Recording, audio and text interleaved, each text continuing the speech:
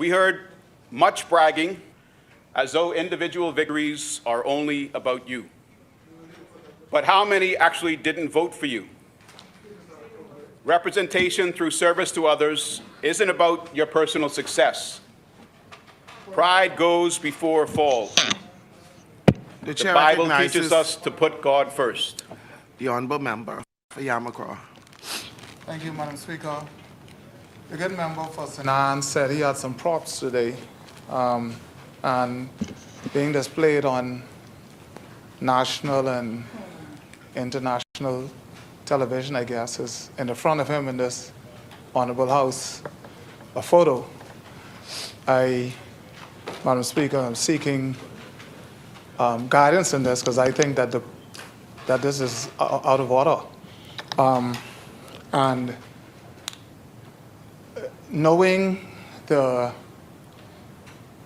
parameters around which this photo has been circulating in the past few weeks, I think that the member is is treading on very dangerous grounds to have that displayed person's image and likeness, possibly without their permission, to do whatever he's doing today in the House. And so, Madam Speaker, I would ask that that is removed and the member can proceed without such spectacle. Thank you, Madam Speaker. Thank you, Madam Speaker. We heard much bragging of two-peats and three-peats, as though individual victories are only about you. How many actually didn't vote for you? Representation through service to others isn't about your personal success. Pride goes before a fall. The Bible teaches us to put God first. He who is last shall be first. Yes, Honourable Madam member, Speaker. what is the relevance of you displaying this particular photo? The May 12th, Madam Speaker. What's the relevance? Events of May 12th. We've spoken in depth, I think, about the success of the PLP on May 12th. And the images I've displayed thus far are all related to May 12th, including the evening. And Madam Speaker, I'm actually not doing anything contrary to what you had prohibited previously. So I'm not here to irritate the chair, Madam Speaker. I'm staying within the rules and within your existing decisions. So what does this, the relevance of this A to the budget debate? See, there you go, Madam Speaker. This is a bit of a slippery slope. If I begin to discuss it, Madam Speaker, then I might fall within your existing decision. So I prefer not to get into the discussion about it, Madam Speaker, because as you would have noted already, Madam Speaker, also once it would have been sent to Committee of Privilege, you can start. You can do it midriff. You can do it tomorrow. Yes. You can do it next week. Yes. And every time I will stop you. Speaker, once I would have sent it to the Committee of the Privilege under the rules, no man or no woman in this honorable House, in this honorable Assembly, can speak to it. The gentleman from Yamacraw breached your rules, Madam Speaker. I did not. I've not spoken to it. Okay, and that is that. We will move on. The chair recognizes I know my the honourable rules, member for and Cat I'm going to Island, enforce them. Rumkey, and San Salvador. It is often said that pictures speak 1,000 words. So whereas he may not be uttering the words, the picture is there to utter it for him. And in this instance, as has been said, this matter has been referred to the Committee on Privilege. Yes, as long as it is in that committee, we are not to speak about it. He's speaking about it just by displaying the picture. Now, it behooves us to have the Committee on Privilege to deal with the matter as quickly as possible to determine whether or not we can continue to talk about it. And that should be his urgings at this time, not to be cute with his words, speak on one thing and then have an expression of his words depicted by a picture, I think is inappropriate, and he ought not to be allowed to continue to show it. It's already been shown, it's there, and it's gone. But I think you have made your point, and you should take the pictures down. Thank you, Honorable Member. That's the second member that is attempting to put a banana peel in front of my step. I'm not going to get into that slippery slope, Madam Speaker. I'm going to follow your rule. I'm not going to speak to it. If I can continue. The Bible teaches I'd like for you to take that particular photo down. it's also part of the matter of privilege. I thought the matter of privilege related to a company. This is I'm not speaking on it. This is an innocent. I have sent that to the This is an Committee of innocent- Privilege, and you're not this going to is an draw me innocent into behavior, that Madam today. Speaker. But listen, Yes. listen. At the end of the day, no matter what we think, no matter what would have happened, this gentleman is a Bahamian and he has family. So let's leave it alone. Let the courts make their decision. It's an open investigation. It's being dealt with by the U.S. And let's respectfully respect that. Let's just do that. Down? Down. Okay. This is not far enough. Down. Thank you. Thank you very much, Madam Speaker. Madam Speaker,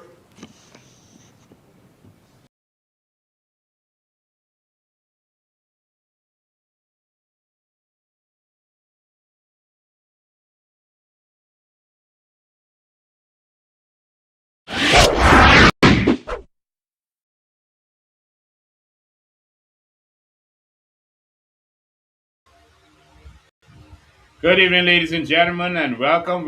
Thank you for joining us. Thank you for being here. We're sorry about the late start.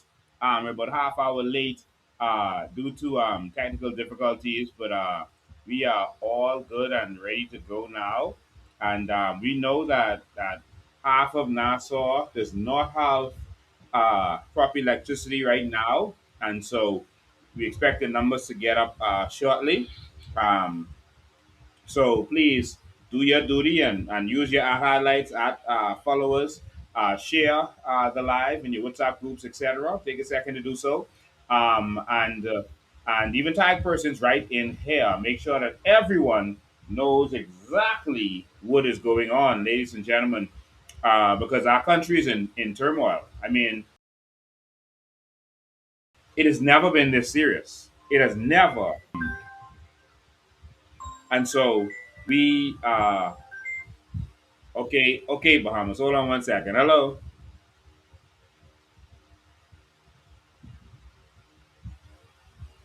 Okay. All right. Yeah. All right. Perfect. So, so ladies and gentlemen, this one is going to be serious today. So get prepared to hang out with us. We'll go through as much as we can. We didn't get to use our usual setup today, so we're going to have to compromise.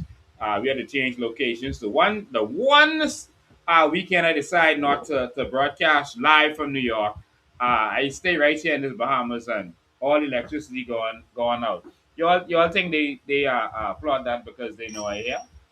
I sure they didn't see me on any manifest leaving the country, so they probably shut down the whole grid. No, I don't think they will do that just for me. I'm not that special. So, ladies and gentlemen, thank you all for being here. Thank you for doing your part and sharing the live. And we're gonna get started. We're gonna get right to it. We got a lot to talk about today, but first we got to do our little side notes and cover a few things. Uh, to What am I doing? I didn't even have my microphone on. I hope you all could hear me. Okay, there we go. So now you should be able to hear me. I didn't see anyone complaining, so I guess you all could hear me. It's a powerful microphone. We could turn that off. If y'all could hear me, this is a powerful microphone. Yeah, we spend plenty of money on this. All right, let me just make sure y'all got some good sound now. Okay, we got a lot of people on here, a lot of people on YouTube. Now, listen to my YouTubers. Every week, they've been knocking us down off of YouTube, sending complaints to YouTube. Um, uh, that's the PLP has been doing so, and Gardner's team to try to make sure. I see my phone still ringing. I can't answer my phone right now. I see person still calling me. Let me make sure we got sound. I gotta put it in my ears. Oh yeah, y'all got some good sound. There's some good professional sound. All right, perfect. So all right, ladies and gentlemen. So we're gonna get right to it. This one is gonna be serious. We got a lot to talk about today, including the $20 million. We're gonna blow your mind with a revelation behind that $20 million and where that went and how that was set up. There's some information about that and what's been going on with the Renaissance since player has been arrested. There's some serious information with what's been going on with that development since he's been arrested. That's going to shock you. Make sure all your family and friends is on here now. That one can shock you. We got some information about Halkitis and his connection to or relationship with. I don't mean uh, romantic, but his relationship with the daughter of Eric Player Gardner. Um, that was surprising to us when we saw that. Is shocking how all of this corruption just happens right in our face, and we don't even know what we're seeing, and we're seeing it, and we just allow it to continue to happen. But no more, y'all, no more. Our job is to put the truth out there. And there's someone, I think it was Eric Gardner's sister, Miss Gardner was putting some stuff on there on my Facebook page under my post when I talked about the relationship between Halkitis and Eric Gardner's daughter, and it was almost like a threat, or some threats that was on there. Let me make you all understand that our country is in peril and there's no threat that y'all can send my way that's going to move me in any way. Y'all know what y'all have to do, what y'all do as corrupt governments, as corrupt organizations. Y'all vilify the person, the messenger who's sending the message. Y'all spread lies about them. Y'all attack them using any corrupt official or corrupt situation, courts or whatever you could find. That's the way it normally happens. So y'all do what y'all supposed to do, and then or you hire a hitman and you let them do what they have to do.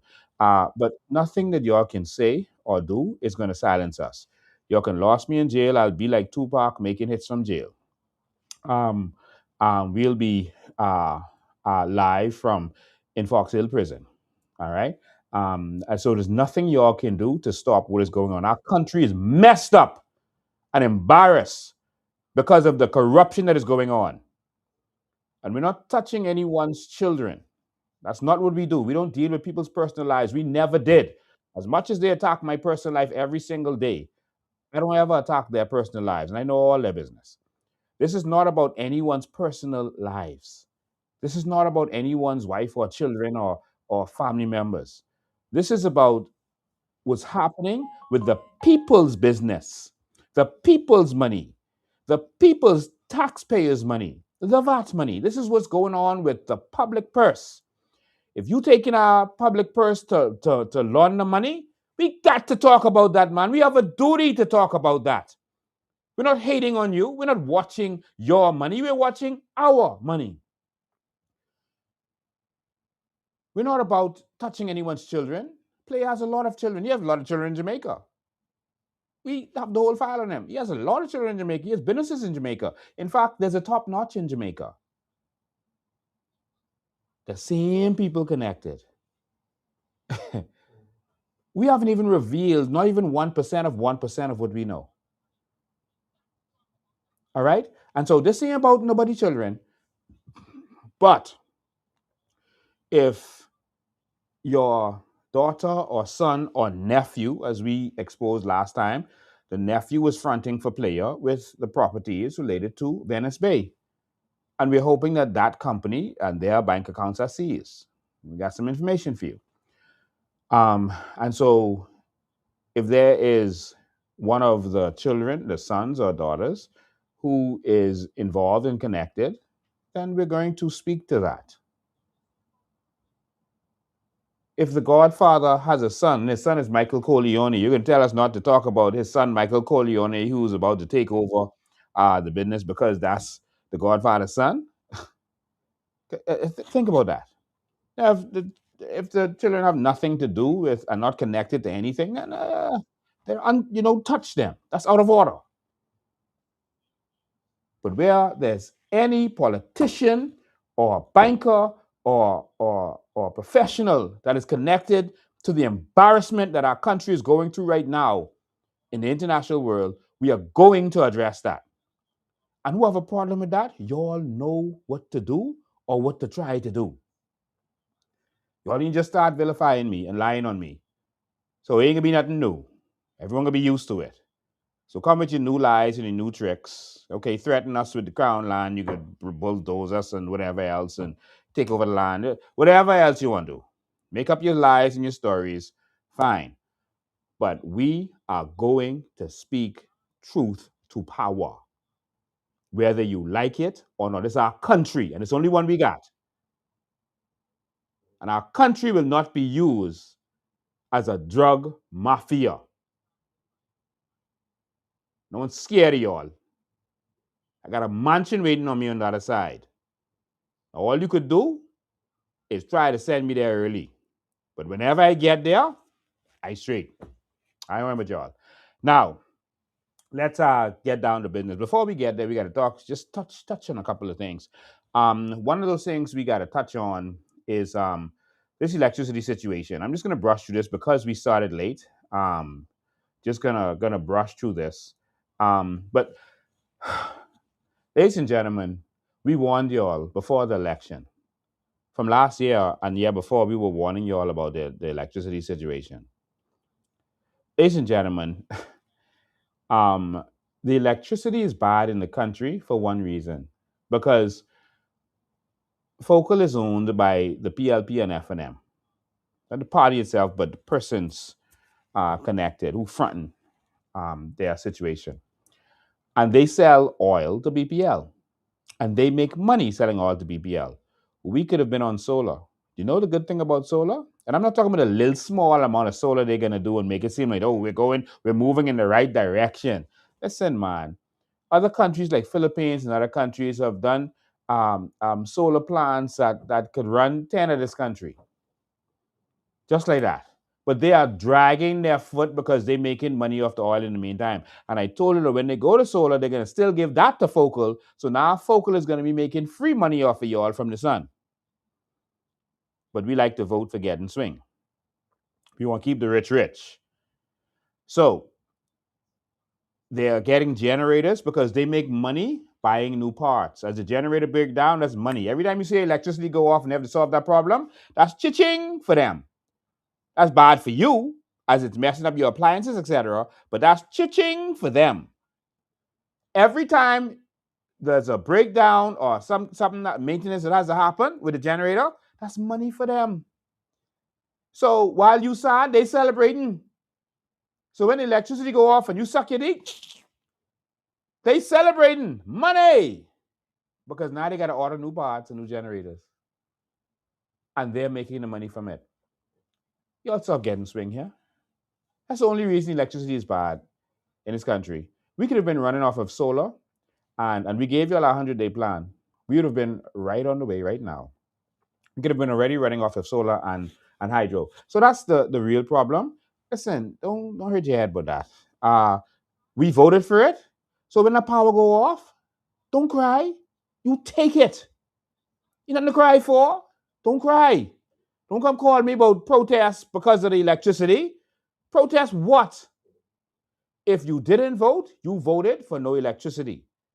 If you voted for the PLP, you voted for no electricity. And so, if you let this happen, don't cry, don't suck your teeth. Fix your face. Sit up straight, and you take it. People calling me about go protest because of the insurance situation and whatever else happened. We can talk about that in a minute, but listen, Don't cry. You take it. All right? Because we had a chance to do something, and we let these same crooked people swing us. And what they did was get a bunch of extra generators last summer because they know election was coming. So they made sure that the electricity stayed on last summer, but that wasn't sustainable to get all them extra rent, all them extra generators. And so right before summer, sorry, right before and like in October when they know the usage was go down anyway, they got rid of them stuff and they do some of the bills. And I told you all, as soon as election pass, you can see them bills going up and you can see the everything going wrong because all they wanted to do was get here. All right, so uh, if you voted for this foolishness, let me tell you this again: don't cry. All right, you sit down and you take it. Now the rest of us, we have a right to speak. We have a right to say something. But if you voted for this situation, what you crying for? Yeah, don't let me see you crying. Just take it. All right. Another situation we got to talk about. The Crown Land situation. There was this news article about this man who was arrested. They try to make it look like this is a new situation.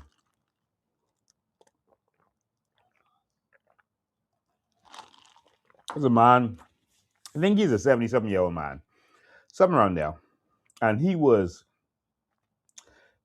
arrested. They're saying for uh, building on Crown land, building without a permit, all this kind of stuff. And they put this in the papers, and and I guess people are thinking that they did it as a scare tactic and all that kind of stuff. Well, they probably did. But what's egregious about that, and I'm not saying this to sway the case or make you think one way or another about the case. Anyone who's guilty for any case, including this, if you're guilty, you must pay. The courts will decide. So I'm not saying this to sway you. I'm just saying this to educate you on what the situation is. The fact of the matter is that man was charged a long. Sorry, that situation was a long time ago. All right, he was on land that we know to not be Crown land, and the government has not proven that that is Crown land yet. But he was uh, on land, and it wasn't. Anyway, I can't give the details of the case, but anyway, that matter. Y'all remember we did a live. There was an old man who said that Carol pulled gun on him. Remember that? That's probably 2 years ago. I don't remember the exact date, but long time, probably like 2 years ago.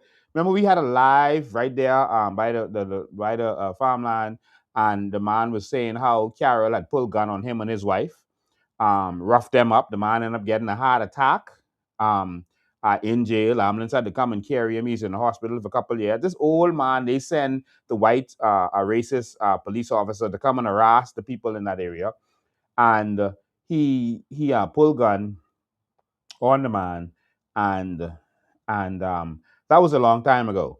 So they had charged him with billing without a CEC or something like that at the time, um, and so that matter was settled. And so now they came all this time later. Statue bar, then gone. All right, 6 months is statue bar for something like that. And they came all this time later, and now Carol them decide they want to charge him for billing without permit. Um, we investigated. We don't even see where Ministry of Works know anything about that or dealt with that. Um, so if they did, then fine, but we don't see that. Ministry of Works, a building section, they're like, what? Who? What they did? They lock up what?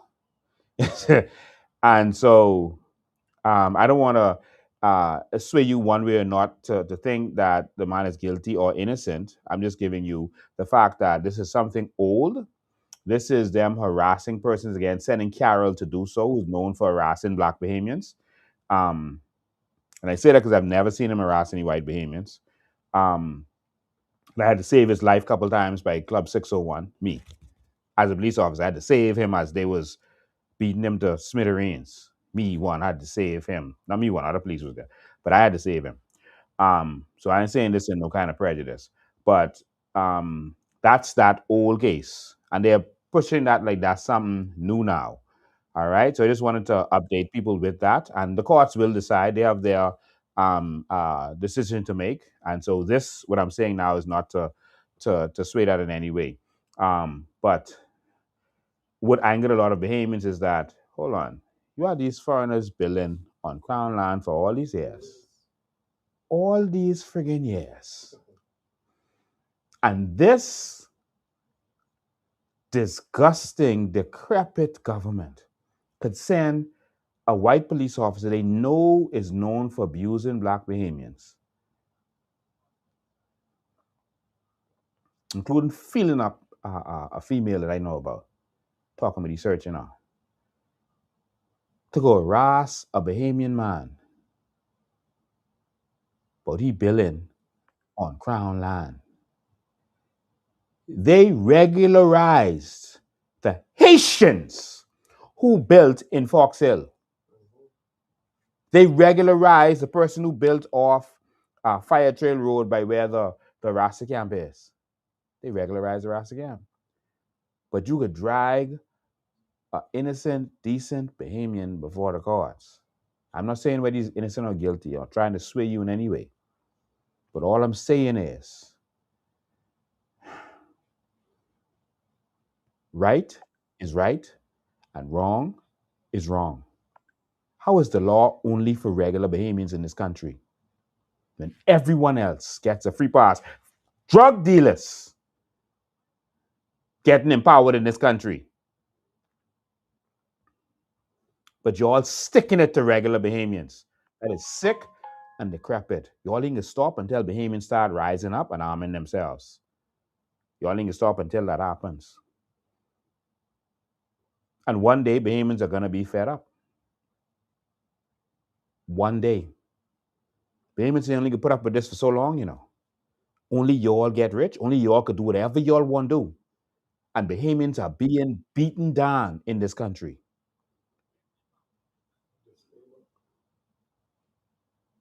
I'm not encouraging anyone to do anything. I'm not saying Bahamians are going to do that. But your actions are pushing Bahamians to the brink.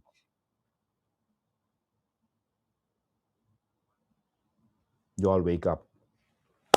All right. Next thing I want to touch on quickly. Listen, man. Sabas went and was selling groceries in his constituency. I guess he had to make some of that money back. What he been spending in that community. And he said he could do that once a month. I guess that's to make that money back. He says that it was a 40% discount. So that's at cost. How in the world is that at cost? You can buy, and we put it in artificial intelligence, have them go and search the prices at Walmart and Costco, and even if you use the app Instacart and whatever, and buy grocery retail in the US, you could get it for cheaper than what the 40% discount would be. That's retail. That ain't wholesale where you could get it for. That's, you could go in Publix and Winn-Dixie and get that for much cheaper than the 40% he talking about. Like, for example, because we put the numbers together, but because I saw it late, I don't want to go into that too much because I really need to deal with this Air Gardner thing. Let me help you understand something. Like, for example, the stuff he sent out in the flyer showing the comparison, none of them was 40% cheaper. He showed the average price here, and then he showed the regular price. None of them was 40% cheaper. All right?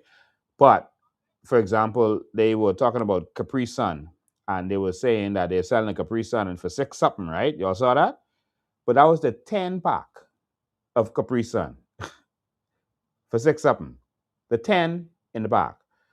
You could get the 40 pack in Publix and Winn-Dixie's in the States. That's retail, that ain't wholesale. For the $6. So what they're doing is making money off y'all and swinging y'all again. All right? And so some people like that. I think because we're giving so much money to Sabas and them, that they use our money to build these buildings, our money. They didn't build it, and their money. They use our money to build these buildings and then renting the buildings back to us and getting about $100 million a year. Man, you can't take one 15, 20 grand and give out um, every month, give out uh, stuff in the groceries to the people. Since you care about them, y'all don't entertain this foolishness about, because obviously they have some hookup where they're getting groceries from in bulk or something, bringing it in, and instead of giving it away, they selling it to y'all to make some of that money back, what they spend on the campaign trail, and they selling it right to y'all, the same people they got it from.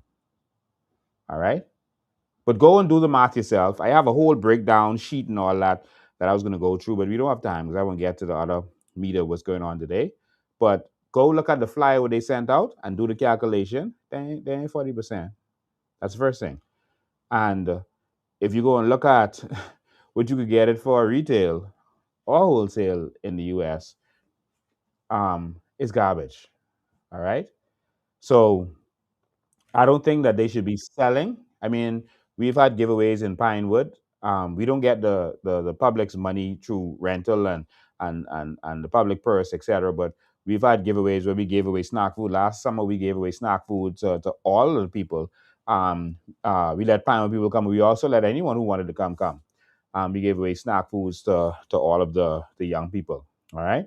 And so I think that's something that can be done. I think this is something that needs to be done. Okay, so let's don't entertain that or make that seem like something good. All right. Now what they're doing is they're stealing from ideas they see in the COI's plan. They saw this grocery thing in the COI's plan, but that wasn't for a constituency. That was an idea we got from the US that where what they do is they sell groceries at cost to the whole state. All right. Um, and that helps keep grocery prices down. Just doing it to one constituency will not help grocery prices go down. And what does is hurts the other um, persons selling groceries in that community. It really hurts them. And I saw it this weekend. I think that's wrong to kill those Bahamians who invested all their money just like that. All right, without trying to give them a boost. So I'm going to leave that alone, and then we're going to keep going. Now, before we get started, um, ladies and gentlemen, uh,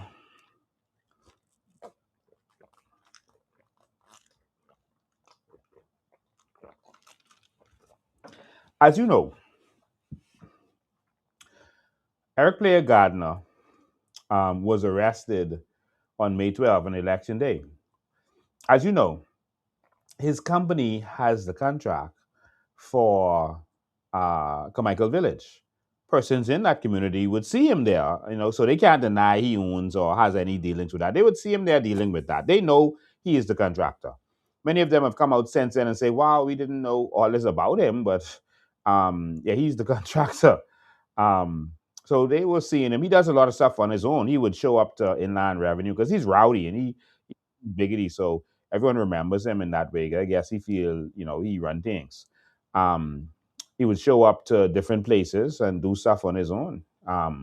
He wasn't hiding behind anything. He was doing it. So everyone knew who he was and that he was the one running this company. And he was doing day-to-day stuff for these companies. All right.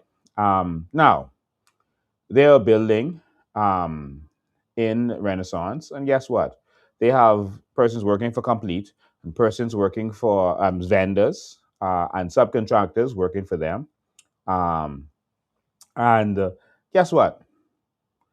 They have explained to me, this employees and subcontractors and vendors, that all this time they've been getting paid in cash. Cash. That's how they get paid every Friday. Cash. Sammy or Samuel Heal, remember we've done a lot of exposés on him, would show up. Player would sometimes be there. And they get cash money and they're paid in cash. Now, some of these subcontractors like, hold on, man, no, we got to deal with the banks. We need you to do a transfer so this money could easily go in the bank without question. And they were like, no, they refused. Player them refuse to pay the people in check or transfer. Cash.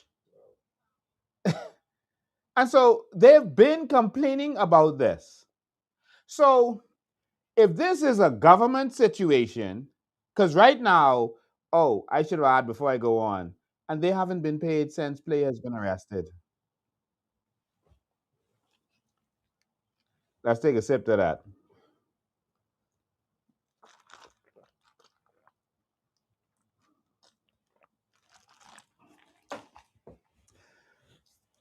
The, the people haven't been paid since players been arrested. So what they believe is that yes, the loan came from that heritage thing or whatever that is, and we'll get to that in a second. There's some stuff you got to talk about with that. Yes, the loan came from there, the $20 million loan, and it went into the company. So that's the $20 million is there. That's been done. Now, we know that that $20 million was received. And so the money should come from that $20 million loan and go to pay for what happens. And that's a bank situation. You don't show up to the bank and say, okay, that $20 million loan, we got to make some payments today. Give us $100,000 cash so we could pay off the vendors and contractors. And that don't happen. The bank at some point would tell you, no. Why are you taking all this cash to do this? No. The financial intelligence unit would flag that, right? So this is slackness what's been going on in this country. Cash, and the people ain't get paid yet. So Samuel Hill told the people they's going to get paid Friday. When Friday come, he said the government, he told them the government has not paid them yet, so they can't get paid. No. What y'all was doing was money laundering. And so the government got that money. Y'all have the money in the bank, and y'all are washing the money by taking illicit money. That's what it looks like to any civilized person, to all the workers there. Taking illicit money and paying them in cash with the bad money. And so now your bad money was used to build these stuff and it's washed into the system. And you hold on to the loan money. That's what is happening.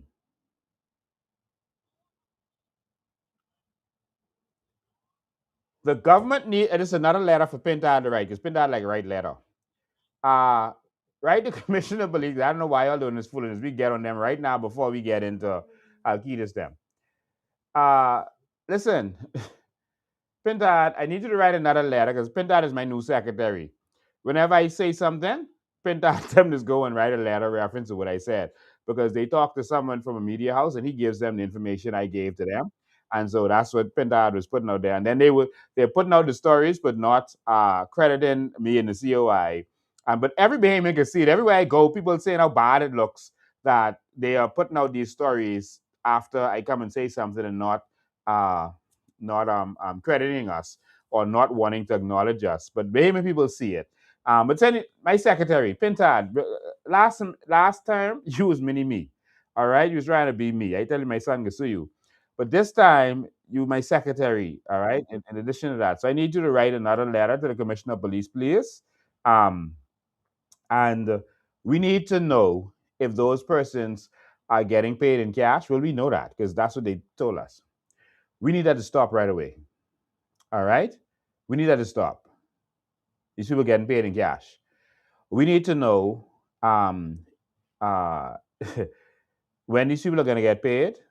And obviously, they're not getting paid now because the cash was possibly from the bad money, the dirty money, and player have access to that, and he know where it is, and he don't trust no one like that because last time he's in jail, they were selling off all the properties and doing different stuff, so he don't really trust. So obviously, player is gone, so no one know where the stash is. And that's why they ain't getting paid. But on the other hand, they shouldn't be getting paid because no bank should be dealing with any company associated with Player Gardener. We're going to reveal another company today. So y'all stay tuned. So before we go there, I want to get to the Free National Movement, then we'll get to the hot stuff. And I gotta, they're supposed to be our guard dogs, so I gotta feed them and I gotta make sure they in order and make sure they're doing what is right. They've been making a good effort to back talk in the House of Assembly, but the problem is that they don't know the law. And the last time I watched the House of Assembly, man, I could have cried for them, man. I mean, the speaker just mashed them down and shut them up. And every time she just come, they just shut up and go with their tail between their legs. Like they don't know what in the hell to do or say. I watched something last time. Pintard was trying to speak to the fact that there's now evidence that Player Gardner was able to withdraw money from the bank. My lord. And then let poor Pintard, they let him talk. They beat him down. He was in there like a high school child as they were stopping him. I heard him at one point telling Zane, I don't rate you. I don't rate you. I don't rate you. I don't rate the PLP. I was like, why you sound like a child? He's literally saying, I don't rate you. That's like how children talk. I don't rate you? Pintard, no man. No. The international community watching this. Don't do that. Instead of responding in that childish manner, we need you all to respond with the law. But let me help and fix you all up today because I got to send you all out there like a daddy sending his children to go back out there and do what they're supposed to do. All right? The bully beat you up? No, don't come to me crying. Uh, uh, Pick up a sock, fill it with rocks, and go defend yourself. Put a battery in a sock. Pick up some rocks. Kick him in his knee. So I'm going to send you all out there with good and proper instructions to deal with the people who bullying y'all. Because I really couldn't take that, man. Lord, and that was the last day of the house, I think. And you all don't know the law. The speaker actually, because last time we had a live, someone had called in and he had said, because I had said that Pintard shouldn't be asking permission. If he is the chairman of a committee, he shouldn't be asking permission to bring camera in there. And someone called and said, oh, this is the rules and this and that, because they don't understand the full rules.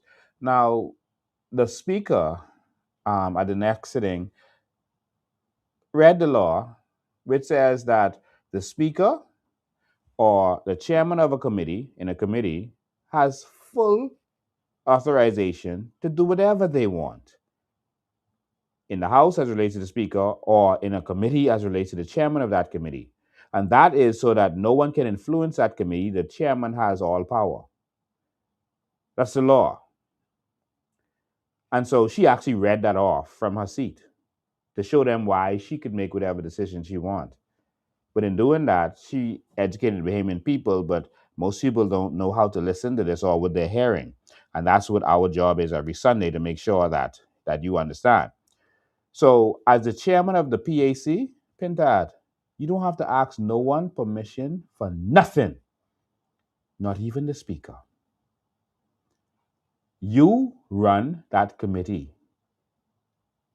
You hear them now saying how the committee is sub judice and like a court and it has power and you can't talk about what because it's before the committee.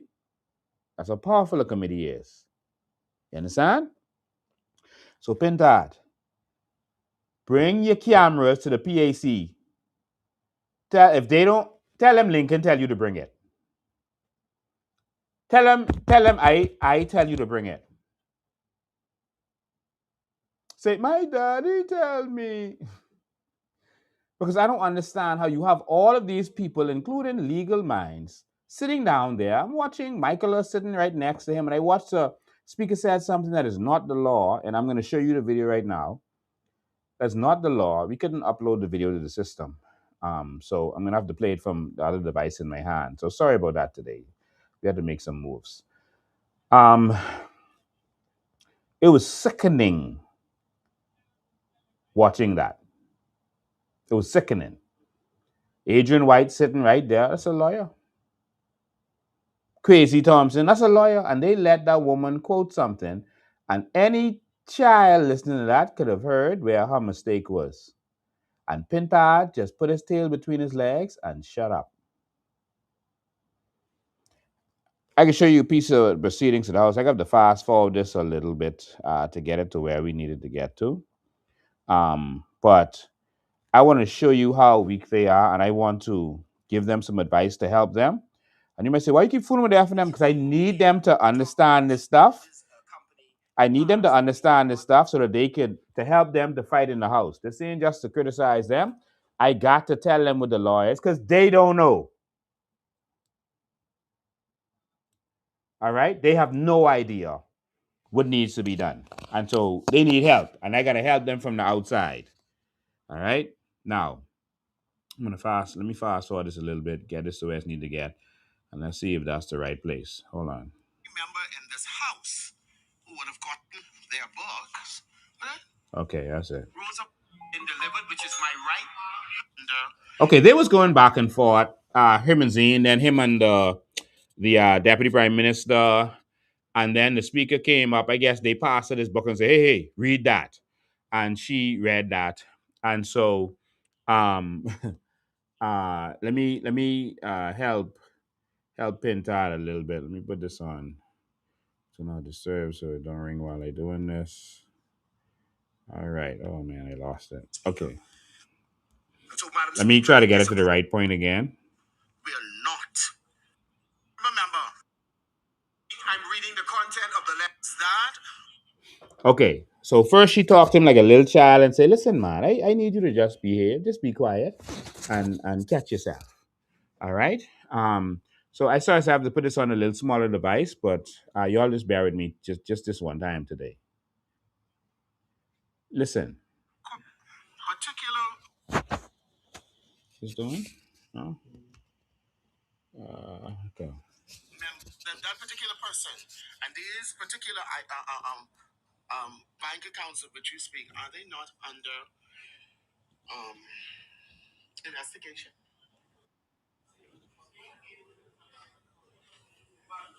I am simply reading the content of the letter that has been delivered, which is my right. I'm reading the content of the letter, Madam Speaker. Hold on. So first he was trying to read the letter that he wrote to the commissioner. He was talking about player and how he withdrew the money, etc. Right? So she said, well, isn't this a part of an investigation? So there's no law that says you can't discuss something in House of Assembly as a part of an investigation. And so instead of Pintard saying that to her, he said, well, I'm just reading the letter that was written to, and so he doesn't know what to do. And if you go and watch it again, he clearly seems lost, even up to before this, like they don't know how to respond. But when she said that, she should have been corrected post haste with was really the situation. But he then started flipping through the book in front of him, trying to I don't know what he looking for in that book, but he didn't know what to respond to. Something being under investigation doesn't mean you can't talk with it in the house. That's Oscar's foolishness. And so she said, "No, I'm just asking you if it's before investigation." Continue. Come on. And if their conscience would permit them, it's literally, Madam Speaker, one page remaining in reading the letter. That's it, Madam Speaker.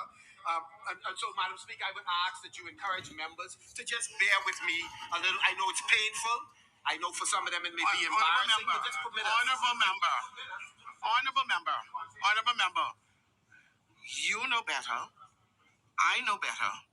Every member in this house who would have gotten their books, rules of procedure should know better. Hold on. And let me refer you to page. She had to go and read to see which book that is they pass her. Everyone would have gotten that book. Hold on. Oh, rules and procedures. That was funny. But let's go. And now she's going to have a bedtime story and read from that book. 28. Number 20. Any reference to a matter awaiting or under adjudication in a court will not be permitted unless in the speaker's discretion that reference will not interfere in any material way with that court matter. So, honorable member. Before I let her go on, ladies and gentlemen, Section 20 does say that. But when it talks about any matter that is before the court, that's talking about a court in the Bahamas. No court in the Bahamas right now is trying Eric Player Gardner or anyone with reference to this case. In fact, the Interpretations Act, which interprets terms found in the law, the Interpretations Act says when any law speaks to court, is talking about a court in the Commonwealth of the Bahamas. All right? It says that. Clear as day. And so what they did, what the PLP did, because they know the F&Ms are rookies and they don't really know the law, they just put that little, let her read that book because they know Pintard would not have caught on. And none of the lawyers sitting next to him caught on because none of them stood up on a point of order and made the speaker look bad. Because if I was in that house, I would have embarrassed her right there and told her that that's a court in the Bahamas. That's not a court anywhere else in the world. That's why I noticed at first she say, isn't about an investigation? Because in the Bahamas, they said they're investigating it. But then they went to reading from the book because they know they could have swing Pintard. Any child hearing that would know that, hold on, that don't mean that if something is in a court in Ghana, we can't talk about that in the Bahamas. Hey, what are you talking about? But Pintard just put his tail between his legs. Rollins sitting right next to him. He ain't saying nothing because none of them know. They just know how to row back, but they ain't know how to deal with it with the law.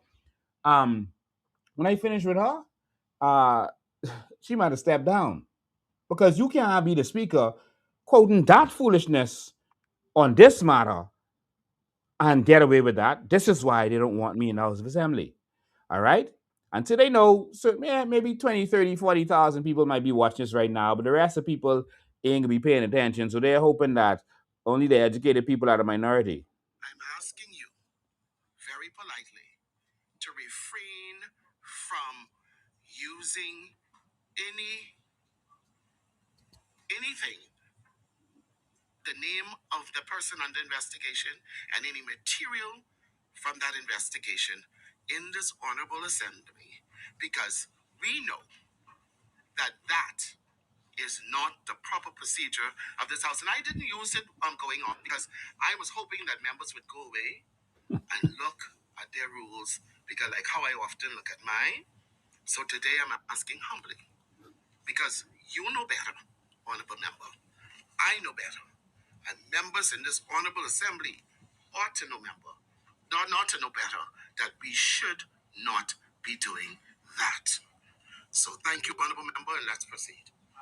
Madam Speaker, in case someone joined the broadcast just during the time you were making your statement, I not only know better, Madam Speaker, I'm not doing anything that contravenes the laws or the procedures of this House. What is happening, Madam Speaker, is that members who are concerned about me raising a matter that is a source of embarrassment for them because they have signed agreements, Madam Speaker, that they have not been clear to the public about the nature of the agreements they have signed with this company, Madam Speaker, that they are now getting up and seeking to interrupt. So, Madam Speaker, let me close by saying this, Madam Speaker.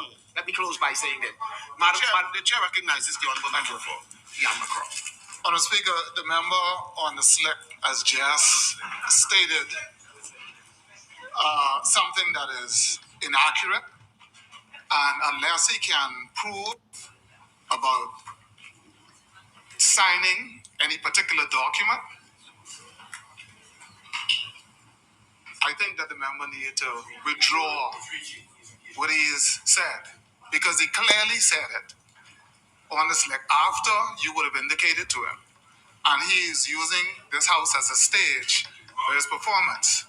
Anything that he has written to the police, he can have a press conference, he can go inside and build a little podium and stand on it and shout, but he will not be allowed to use this house as a stage for this performance in contravention of the rule of law and on the slick, Madam Speaker. Thank you, Honorable Member. Honorable Member, allow me. Just like him, I got elected to be here. You can't tell me what I'm able to say in this house. Just like him, Madam. Just like him. I don't rate him, and I don't rate his opinion, Madam. Honorable members. Honorable members. Honorable members. He said, I don't read him and I don't read his opinion. Like, that's the response. Anyway, afterwards, Pintar just left it alone and started reading from whatever paper he had in front of him, changing the subject. His big response was, I don't rate him and I don't rate his opinion. Lord.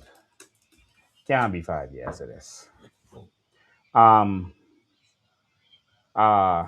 Pintad them need help. Pintad, y'all call me, man. I don't mind. At this point, the country in trouble. I know y'all won't, but I'm gonna offer. Y'all just call me if y'all want to know what to do.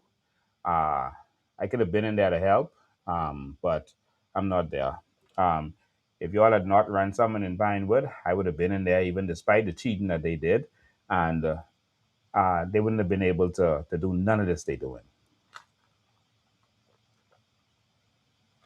But of course, the media is going to ignore this stuff and they're going to keep trying to prop up Pintard.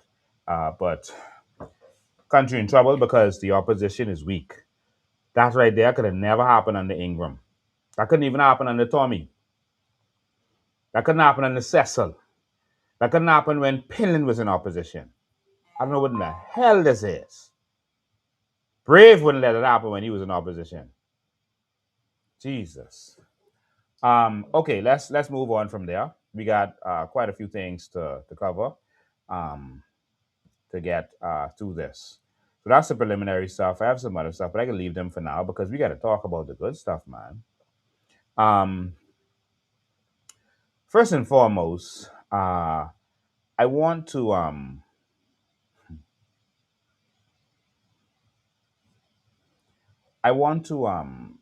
talk about something serious. Many of you, and I just brush through this, but the company Heritage that we now know is a scholarship company that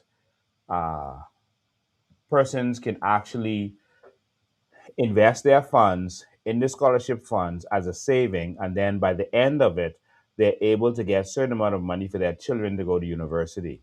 That's what this thing really is. And their money, and that's Bahamians, and it looks like Jamaicans, Bermudans, and other people from around the Caribbean, it looks like their money was used to give to a drug dealer to launder his money. And we need a good and proper explanation for that. We were never told that it is heritage. They hid this whole thing in a very sneaky and slimy way.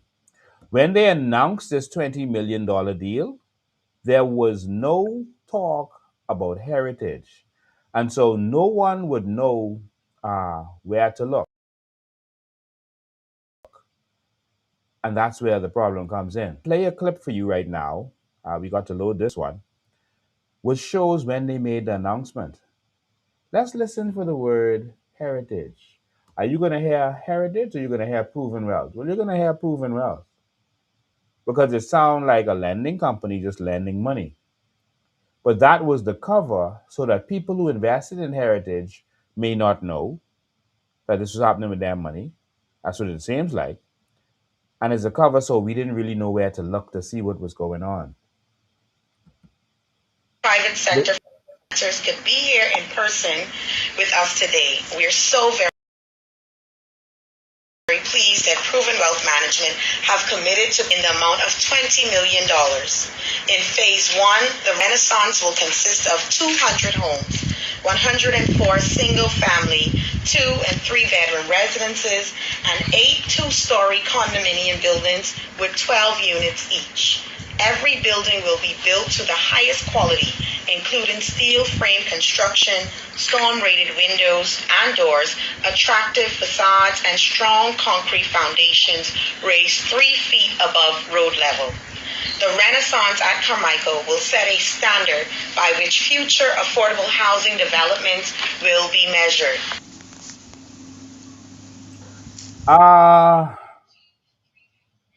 And so that's when they announced it.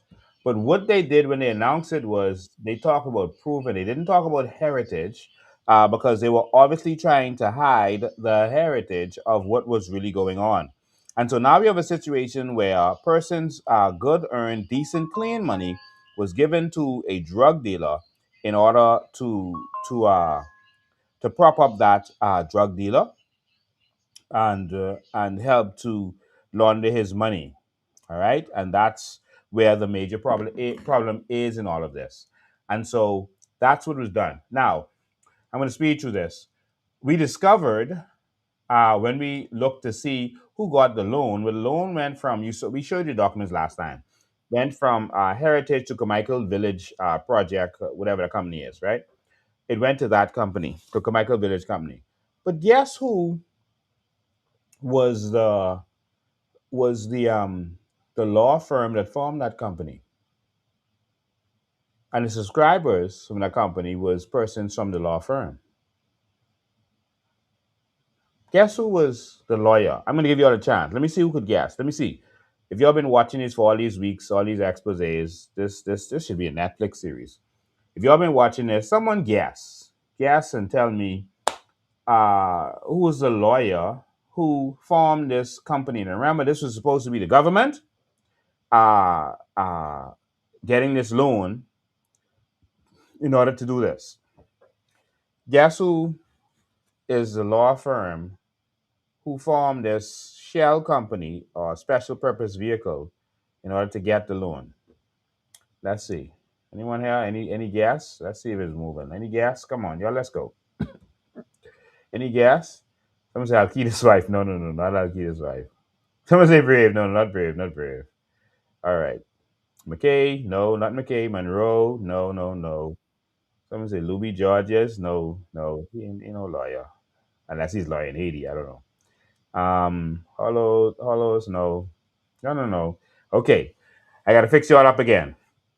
Every time we have talked about one of these companies, whether it was what do you call them? Top Notch or PPP or Paradise, or any we get to Paradise in a minute, or any of these companies that we're talking about, one lawyer name keep coming up. Okay, someone got it. Bo, Alicia Bo. Her name keeps coming up. This is Players Lawyer, Alicia Bo. Her name keeps coming up on everything. Her name, not just being a lawyer and forming the company, but being on the documents is a part of it. And so this Bo woman, why is it that the drug dealer lawyer formed the company, Carmichael Village Company, uh, in order for the loan to go from Heritage to that company? Why player people is who set that up? Y'all understand what's happening here? The drug dealer lawyer, the same Bo woman, formed what's supposed to be the government's shell company. The government ain't got no lawyer. The government's lawyer is the Attorney General office. How is it that Bo is the lawyer who formed that company? So, with that being the case, where the $20 billion really gone?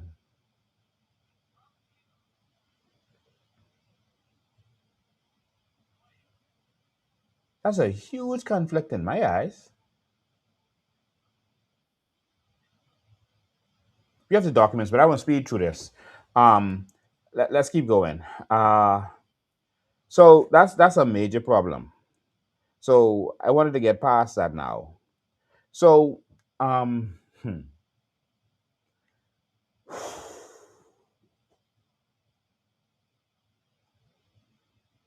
we get to Marvin Dames, and we're gonna get to Halkitis.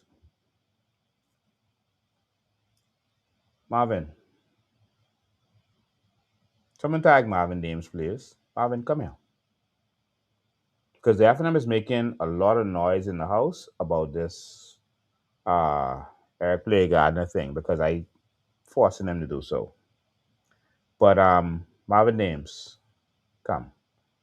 We finished with the drone stuff. We know you're gonna never come up with that 17 million. Okay, that's done.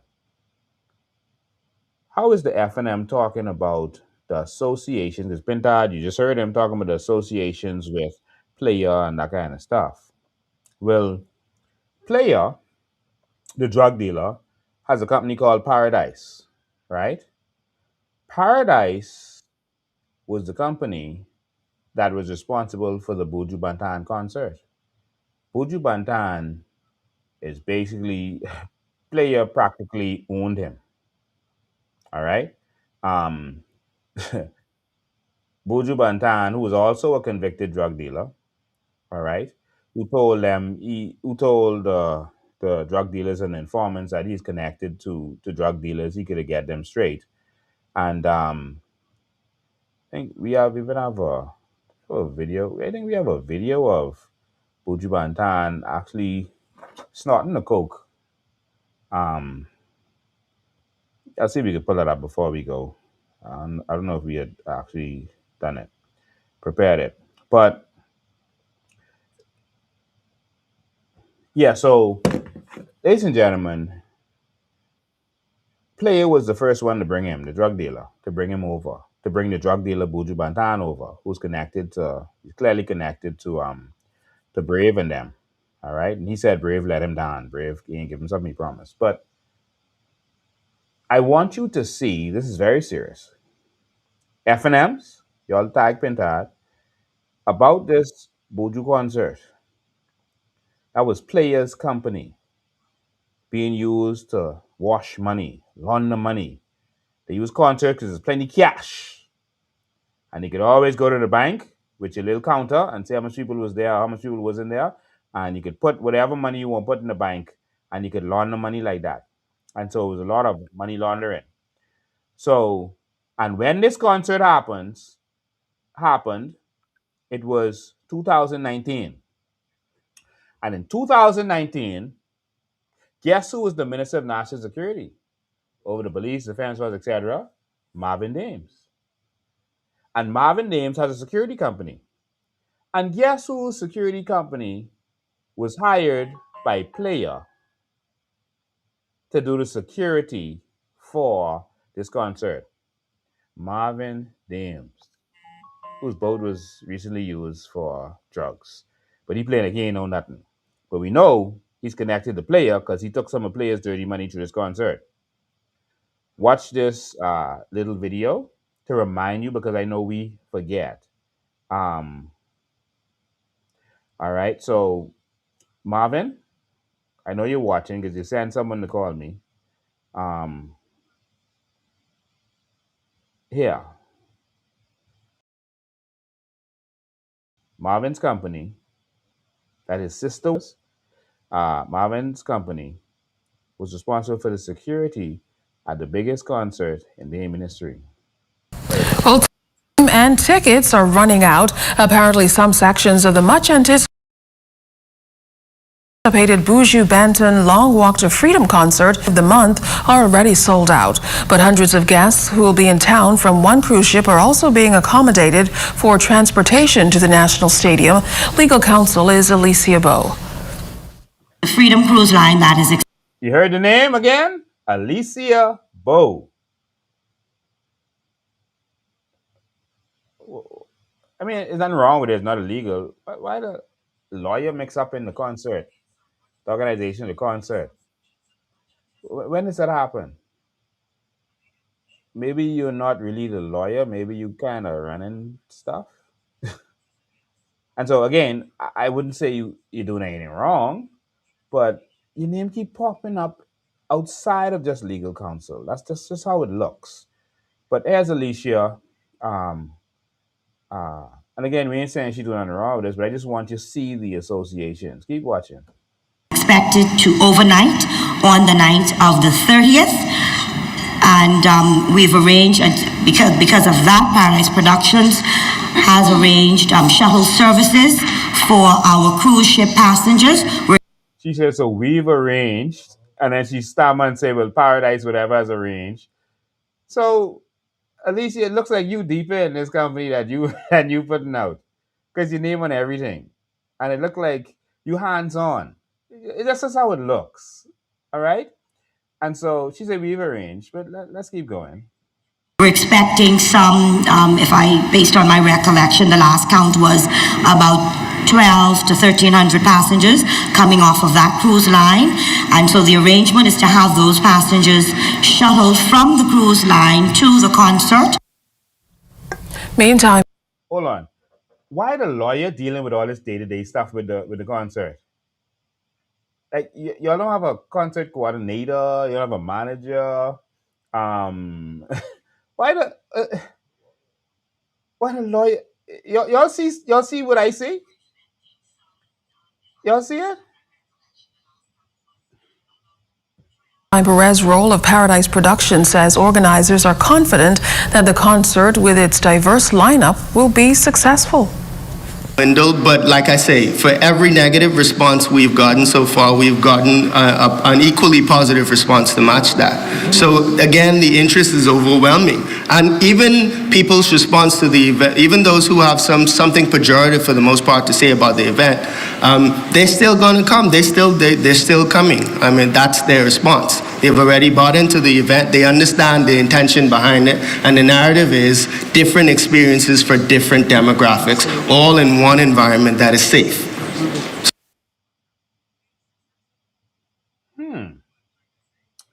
That was very interesting. Perez Roll, we could deal with you another time, but we seeing your name all over the place too. But so you all see the concert, and I'm sure you all see what I'm seeing, right? Now let me take this to another document, and this the one where I need you all to tag what's his face, Marvin. Marvin, I need you to come forward to explain what we about to put forward to the Bahamian people. Why we don't have this queued up?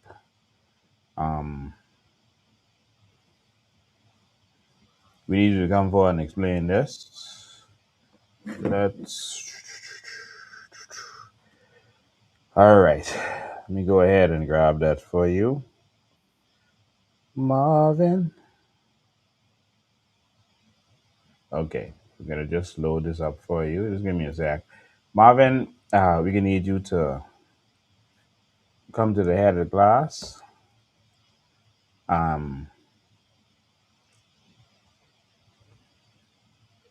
For some beating. All right.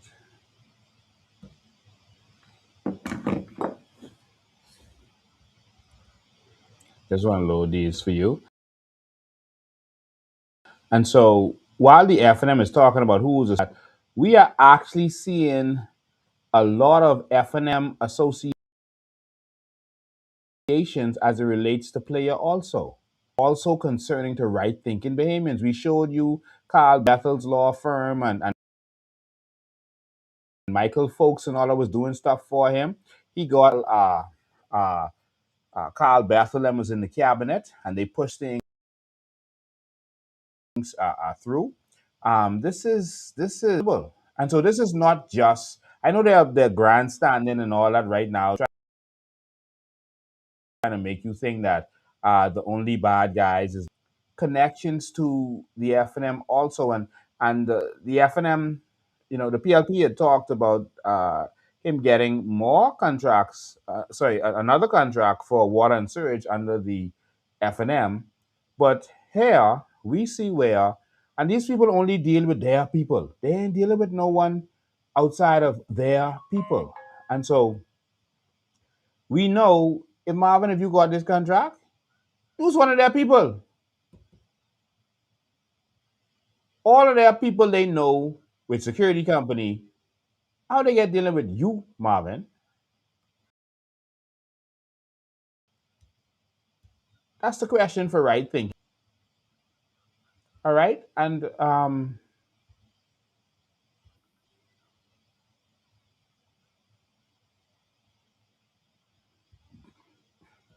right, that's the best picture to look at right now. All right, so the picture I'm about to show you is window.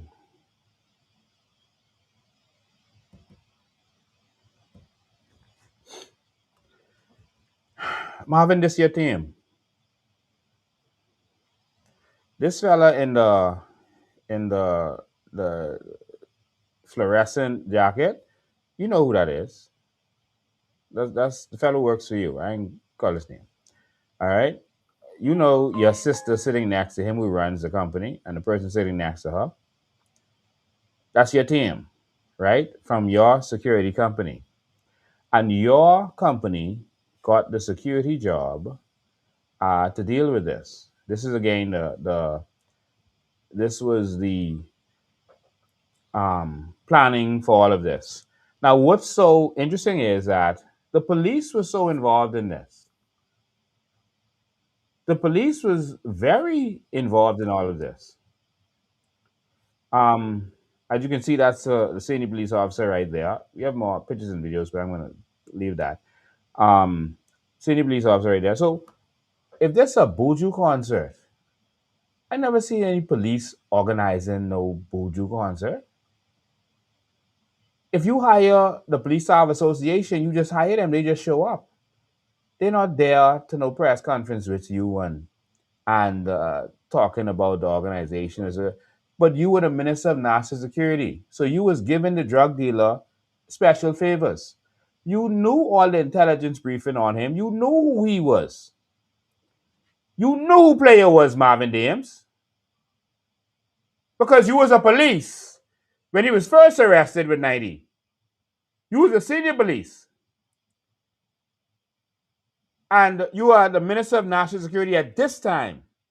You know exactly that was the drug dealer having a concert, Marvin Dames.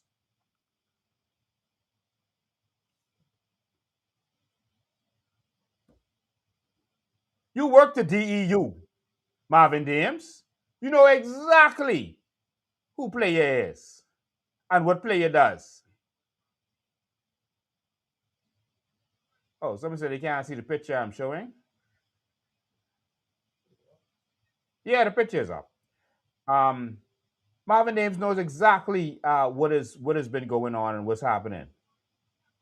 All right, so I have some newspaper articles and all that, and you all search the Buju concert and Marvin Dames and all that, and then you all will see it. In fact, let me just pull it up quickly because I want you all to see this. I don't want no one having no doubt because people don't like to do research and they say, well, he didn't show it when they could have just simply gone and looked for themselves.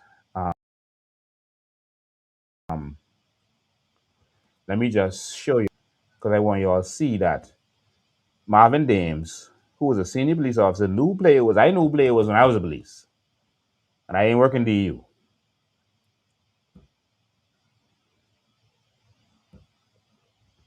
Pull this up for y'all. All right, so this is the article on Buju Bantan, all access tickets sold out. All right, May 15, 2019. That's when this was. It's on the screen right now. It says Laurie Dames, spokespersons of the Dames Group, Ultimate Security Solutions, and Falco Security, the private security firms contracted to safeguard the event, told the media that more than 300 officers have been engaged for the concert. Boy, Marvin, boy, this is a big job. You got plenty money. So I would like to assure the public that security is a top priority for us and Paradise Productions. The security team consists of members of the Dames Group, Fire Security, the Royal Bahamas Police Force, Royal Bahamas Defense Force, the NSA Security, she said. Well, everything under MArvin Dames.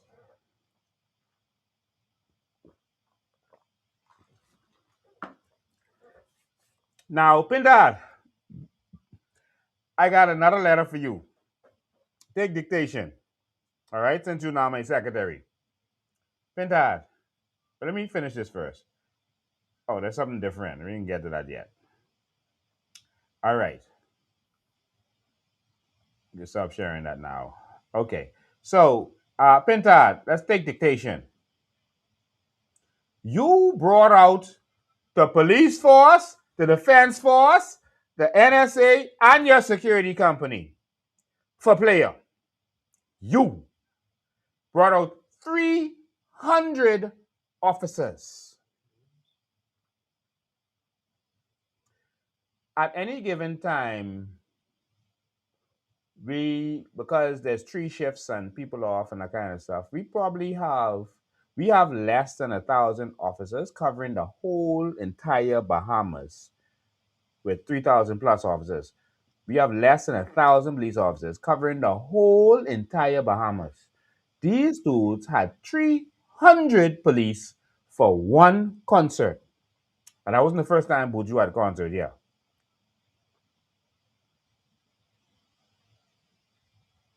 How much money?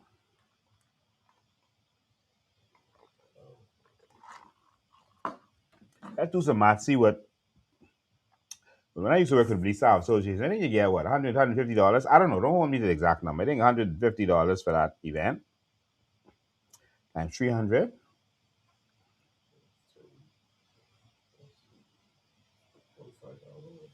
Jesus.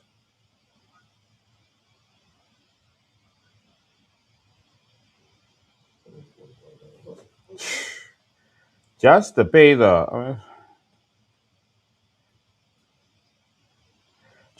police officers, the officers, that's 45,000 right there. Just to pay them. How much you make?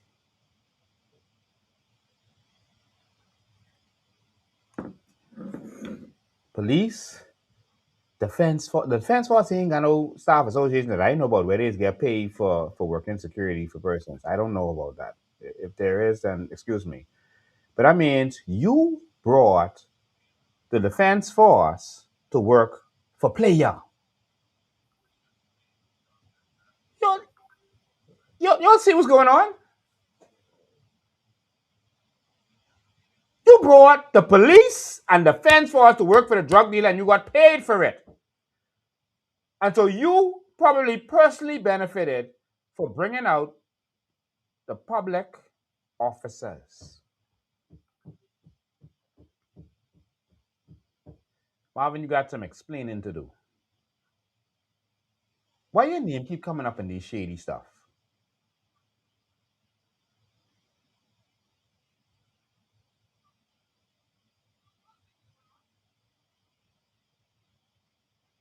Bahamas, you all paying attention?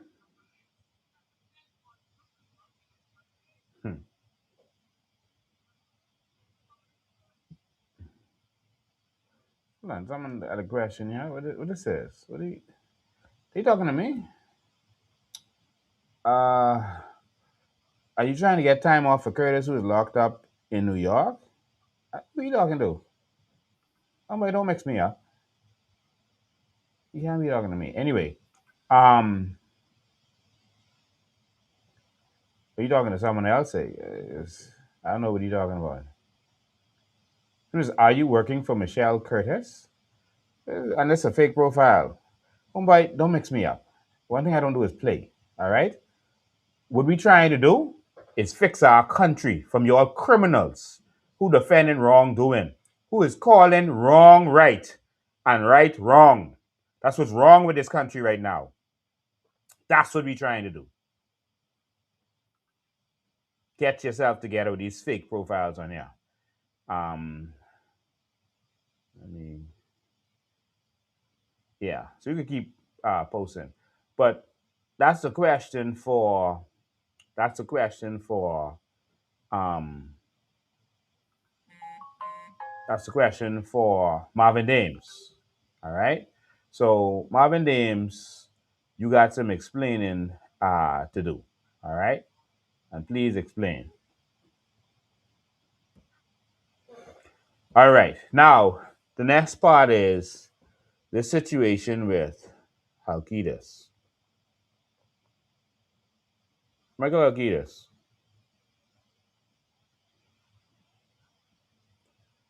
I see y'all took y'all stand and said that y'all that you ain't going nowhere. And I know you was really placed there to do the bidding of the PLP. That's why they put you on the company. That's what I feel, to be honest. Um Marquitas, do you know Player's daughter? Yes, you do. We saw her name show up on documents. We saw her name show up on documents. Of course, you would have seen it. We saw her name show up on Top Notch's documents while Player was on there. We saw this name, um, Jafire. I think that's how you pronounce it. I guess that's kind of a play on Jafire, maybe. But Jafire, um, Gardner, as a director on those companies dealing with Player Gardner. And so we saw that. And we saw her on a lot of things that seems to be related to Player. And that's his daughter. I don't mean she did anything wrong, but if she's on these companies, she's not just a child who fathers did something. You're now participating, right? So she's on top notch company. We've already shown that. Um, and I want persons to now see something more interesting about what happened with Jafia, all right? Because um, in 2021, something happened to Jafia Gardiner. Something very interesting happened to her. Now we know she's on players companies, right? Um, but what I'm gonna about to show you is gonna need some serious explanation from Halkitis. Halkitis is saying basically he's disassociating himself. He didn't talk to player. The lawyer talked to him. He don't know what's going on. The player has nothing to do with it. Then we see player was able to come and withdraw money off the company that he was the president of. Um, and that's very concerning and troubling when we see the way they are defending the wickedness that is seemingly going on. All right. Now, I'm going to show you all something. Just trying to pull it up now. Just give me a sec.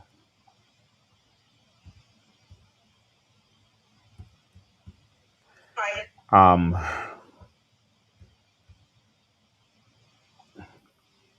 in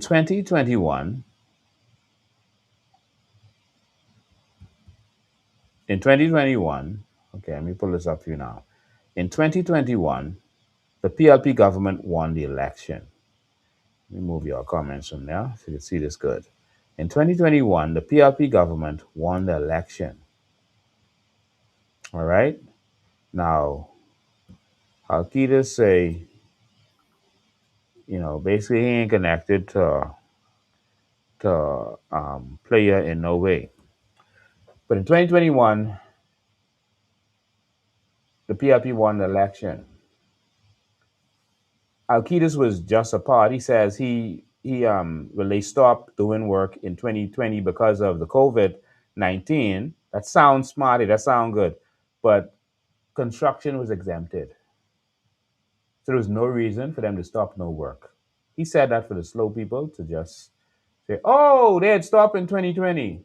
No, no construction company had stopped. He says he stopped in 2021. We don't know that.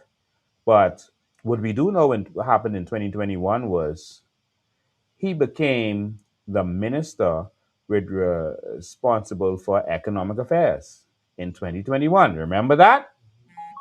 And the first thing the minister responsible for economic affairs has to do is form the Trade Commission. Guess who Alcides put on the Trade Commission? None other than Player Gardner's daughter. This is the government's website that you're looking at. And all of these persons who was appointed was persons related to the PLP and PLPs. No problem with that. That's, governments do that. You can see Philip Galanis is there. And Pickstock is standing next to him on the right. And we highlighted in green so you can see it good. There is Jafia Gardner.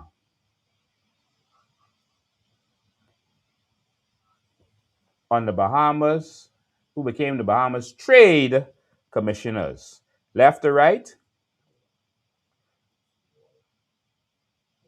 Oh, it's on the small screen. Okay, let me open it up for y'all. Just give me one sec. Thank you. Oh, yeah, it's on the wrong screen. Boom. All right, put it on the big screen for y'all. In fact, let me make mine even smaller. All right, perfect. All right, so how do I get back? Yeah. All right, so let me show you again. These are the persons. Uh, all of them are related to the PLP. I have no problem with that. That's how they do things. The FNM does it too. But here's Eric Gardner's daughter. Halkitis knows who Eric Gardner's daughter is. Halkitis, you appointed Eric Gardner's daughter to the Trade Commission under you in 2021 when you was working for daddy. You can tell me you didn't know that's his daughter?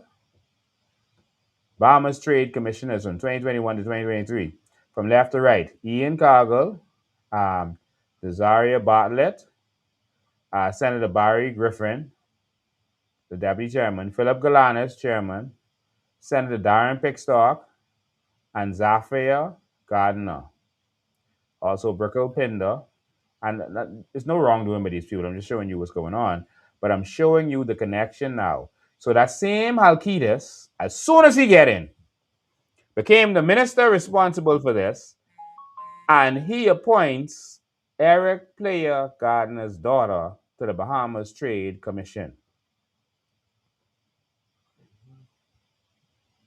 Maybe y'all mightn't see nothing wrong with this. Maybe, maybe just a coincidence. Maybe. That don't look like no coincidence to me. You was working for daddy. So what is this trade commission responsible now for? Trading drugs? What is responsible for? This is just some notes we put together while doing this. What the records show as it relates to what you've been seeing. Leaving it on the screen for y'all. Made this big. This are our notes, right?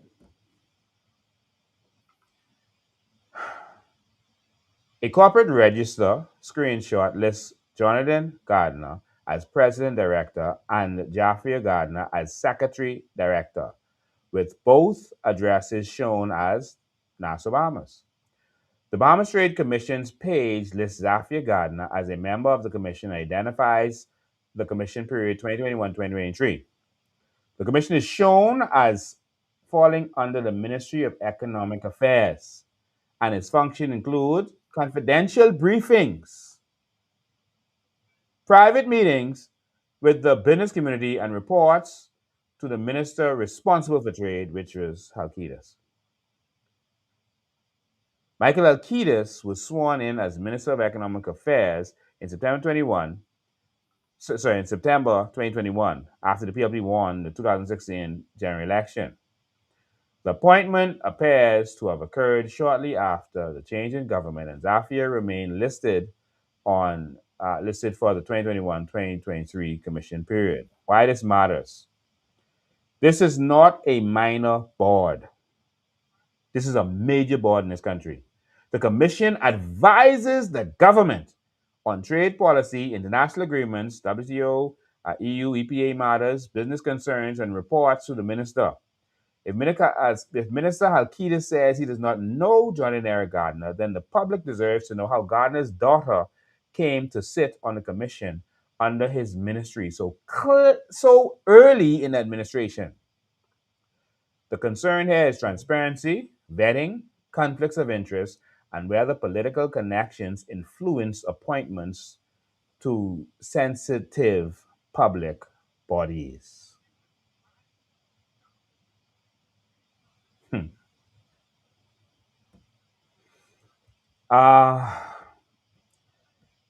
Bahamas, we got a problem. And everything that I am showing you,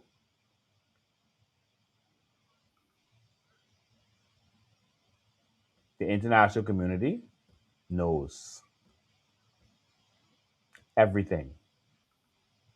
Someone says insider trading. Everything that I'm showing you, the international community is paying attention to. Man, you let's take our country serious, man. This ain't about politics. I promise you all this ain't about election over. This don't benefit us to put this stuff out there, but our country got to make sense, man. Now, if he's going to say that he didn't know anything at all what Halkitis had to say, remember that was COVID time and all that, I want to show you all what Halkitis had to say when she was appointed. Y'all sitting down? All right? Let's make sure. Mr. Halkitis had to say when they was appointed. All right? Halkitis, whoo, my one country they destroying. All right, this is from ZNS. When the appointment happened, the Ministry of Economic Affairs hosted its inaugural meeting for the members of the newly appointed Trade Commission. The meeting was held at the Balmoral Club, Sanford Drive, on Wednesday, July 6, 2022. The newly appointed body includes a cross-section of professionals who represent both New Providence and the Family Islands. Minister of Economic Affairs, Senator the Honorable Michael Halkitis, attended the meeting virtually. He congratulated the new members on their appointments and said that they will play a key role in the country's trade sector. I guess maybe mean trading drugs too. Quote, he said, I would like to first congratulate Mr. Galanis and the members of the Trade Commission on your appointments. This is a carefully selected team that represents the diversity that exists in the Bahamas. Pause. Halkitis says, this is a carefully selected team. I repeat, Halkitis says, this is a carefully selected team. Halkitis knew exactly who every single one of them was on this major important body.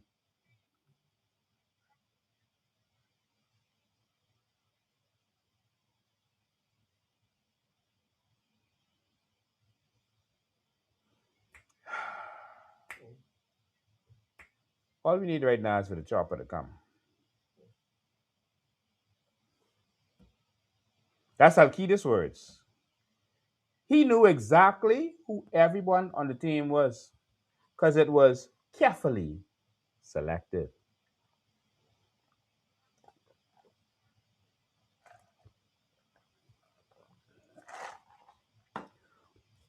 And not only did we find Zafire on top notch and these other companies, there's another company that seems to be connected to Eric Player Garden. It's a new company that the um, the authorities are looking into. All right. Um, and it's another company connected to all of them. Up good for y'all.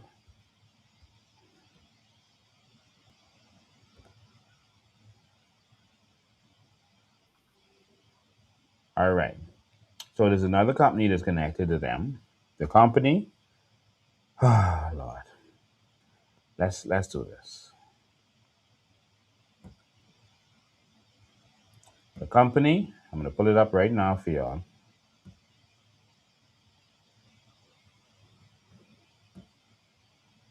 Okay. The company is called All Asset Management and Investment Company Limited. This is another company associated with Player Gardener. As you can see, this company was formed. Um, let me make this bigger for you. Incorporated in 15th of May 2020. Make sure y'all can see that good. All right. It has the exact same address as Top Notch and the rest of them. Suite number 1, building number 4, KS Village, Center, KS Village, West Bay Street. And here we go. Bow Partners and Associates Corporate Services Limited. The same woman. You see? Does Bow people show up again? Little Bow P. Um,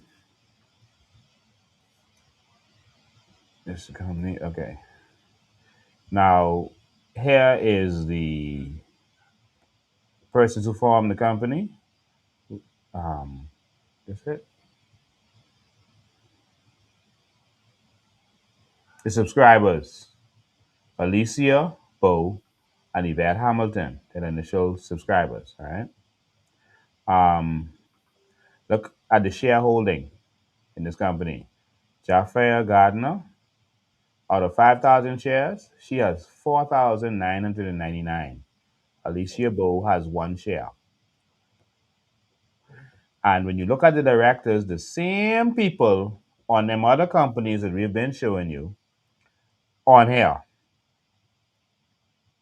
The other companies like Top Notch and Complete and all them other companies, PVP. Mark Robinson, director and accountant. Uh, uh, who else? Yeah, Mark Robinson is there as president also. Um, Samson Hill, it's the same Samson who needs to pay those persons who working on the Renaissance right now. You need to go find where that stash is, and pay those persons. Samson Hill, director. Samson Hill named there again as vice president. All right. So Samson Hill, the man who fronting for Eric Gardner and other companies, and you see Mark Robinson there again. Monique Barnaby there as secretary too, and Zafia Gardner is there as a director and executive assistant, and then Zafia Gardner again as assistant secretary in this company. Hold on now, wait. How you own the whole company except for 1 share, but use the assistant secretary? That means you're probably holding those shares for someone. Because there's no way I own a company and I am the assistant secretary, not even the secretary. The assist in what world does that happen? Not even the vice president? You're the assistant secretary? So nephew was holding the shares for the company that owned all those properties in Venice Bay. We hope the seizure process already started with them. But now there's another company that is VAT registered that is clearly connected to other things. And you can see what's going on here again. All right.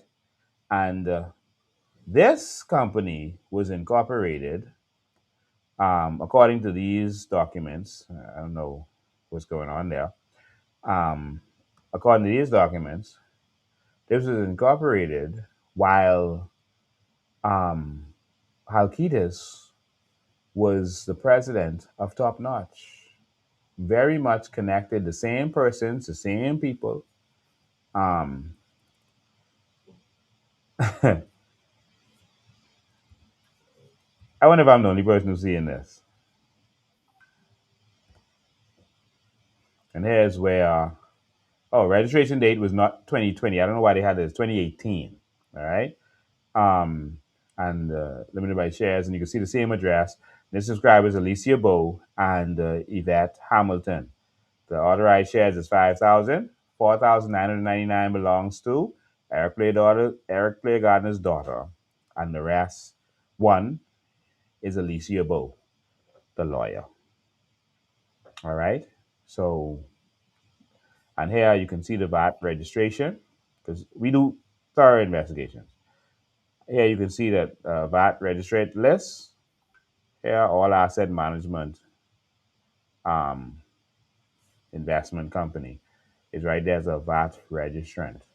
And this is located the same place that, pull up to you right now, the same place that, hold on, I'm trying to get to it. Sorry, I'm skipping through. Oh, yeah, we got something to share with that coming up right now. Oh, Lord, trying to get through this. Okay, let me get it for y'all. This is located in the same place that another company of theirs is located. Oh, there it is. Let me see if I have a better picture. Do I? Okay, we'll give you all this.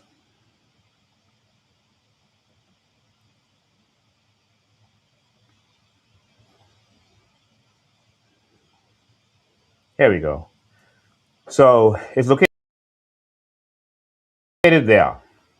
This is actually on the corner.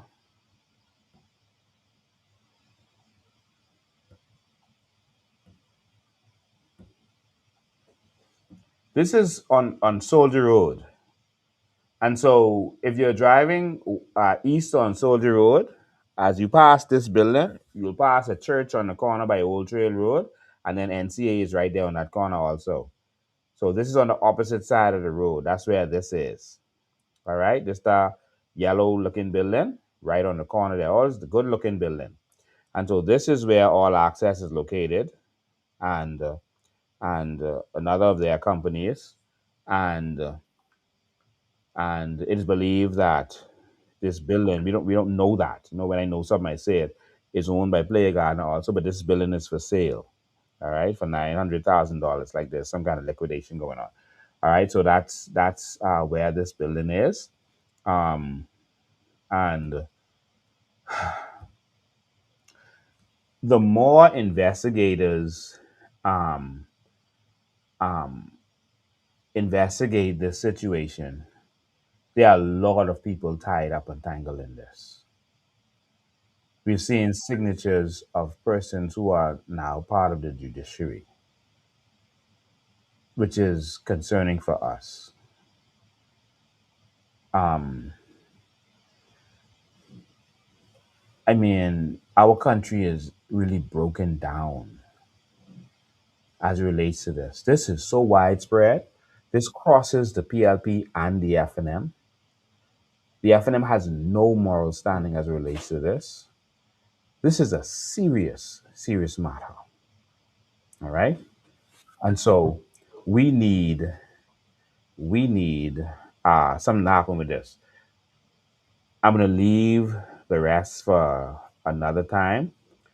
We got a bunch of documents and stuff here, but I'm not gonna go straight into them. The important thing that I want you to get from all of this and what's been going on here, um, and what you've seen today, more connections, more corruption, more hiding. One, the timeline. Jonathan Gardner and his daughter together as directors in 2016. In September 2021, the PLP wins the government. Halkitis is sworn in as Minister of Economic Affairs. In 2021, Jaffe Gardner is listed as a Bahamas Trade Commissioner. Now, Halkitis publicly claims he does not know Jonathan Eric Gardner. How? So this is the hard questions we want to give to all of y'all. Who recommended or approved Zafia Gardner for the Trade Commission? Halkitis. Is that you? If so, time to resign. Was a conflict check or background vetting done before the appointment? Well, clearly it was, because you said this was a specially selected, carefully selected.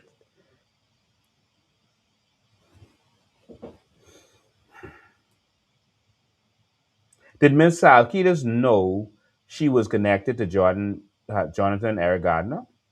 How could he not? If he did not know, why not? Given the commission reported to his ministry. What questions justified appointing such a young person to a sensitive advisory commission, 26 or 27 at the time, to advise the government? Now, she was educated, she had an education, so there's nothing wrong there. Were any disclosures made to cabinet, the ministry, or the commission? Will the appointment records and vetting documents be released? This is beyond disgusting where this is going. And every week it gets worse and worse. I hope you all got that the company, the shell company that was formed for the government, the Carmichael Village, company that got the $20 million, the shell company, was formed by the same Alicia Bowe. Isn't that conflict?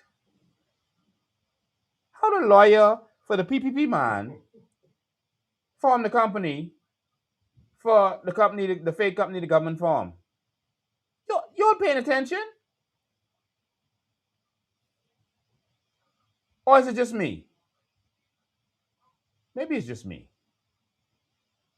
Maybe it's just me. All right. But last thing I want to show you all, then I go open the phone lines. Uh,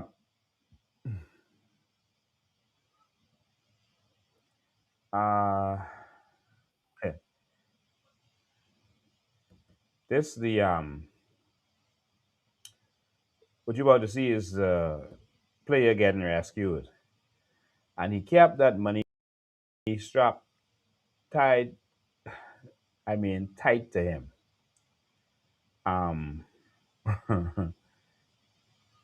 all you do is let that go, and they might not have caught him because they wouldn't have been suspicious of what he was doing. All right.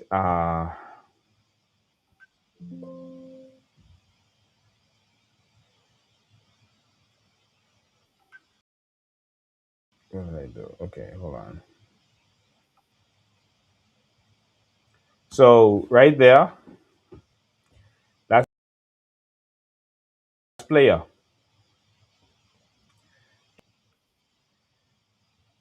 Why was the Mexican on the boat on the airplane with them? Notice they wouldn't tell you who else was on the plane. Why was the Mexican?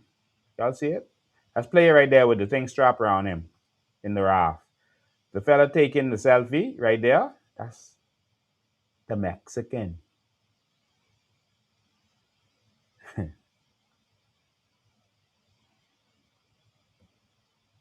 Okay, the picture isn't enough. Okay, then let's play the video. This is the video of player them being rescued.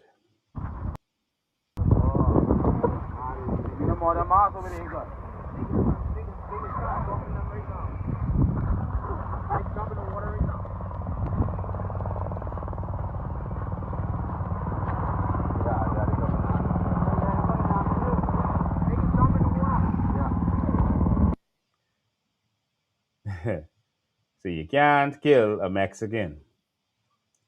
And he was the one filming. And that was, I'm going to play it again. That is the rafts and the helicopter about to come.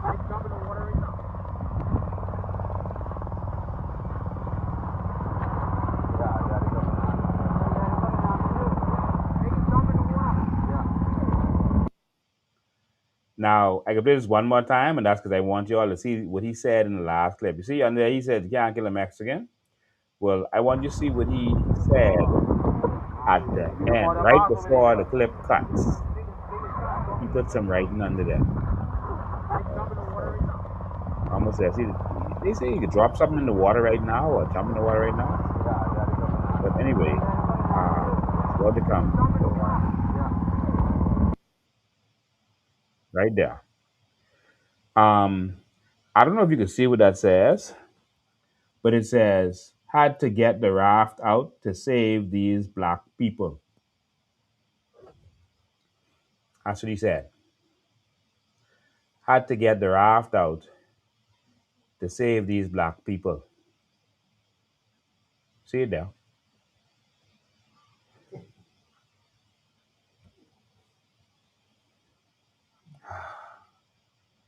This Eric Gardner scandal is so serious. This is affecting, now you see, the Trade Commission. Someone who's employed by him is now the Minister of Finance in the country. Can you imagine if he didn't get arrested? How much contracts was going his way? How much money laundering would be going on?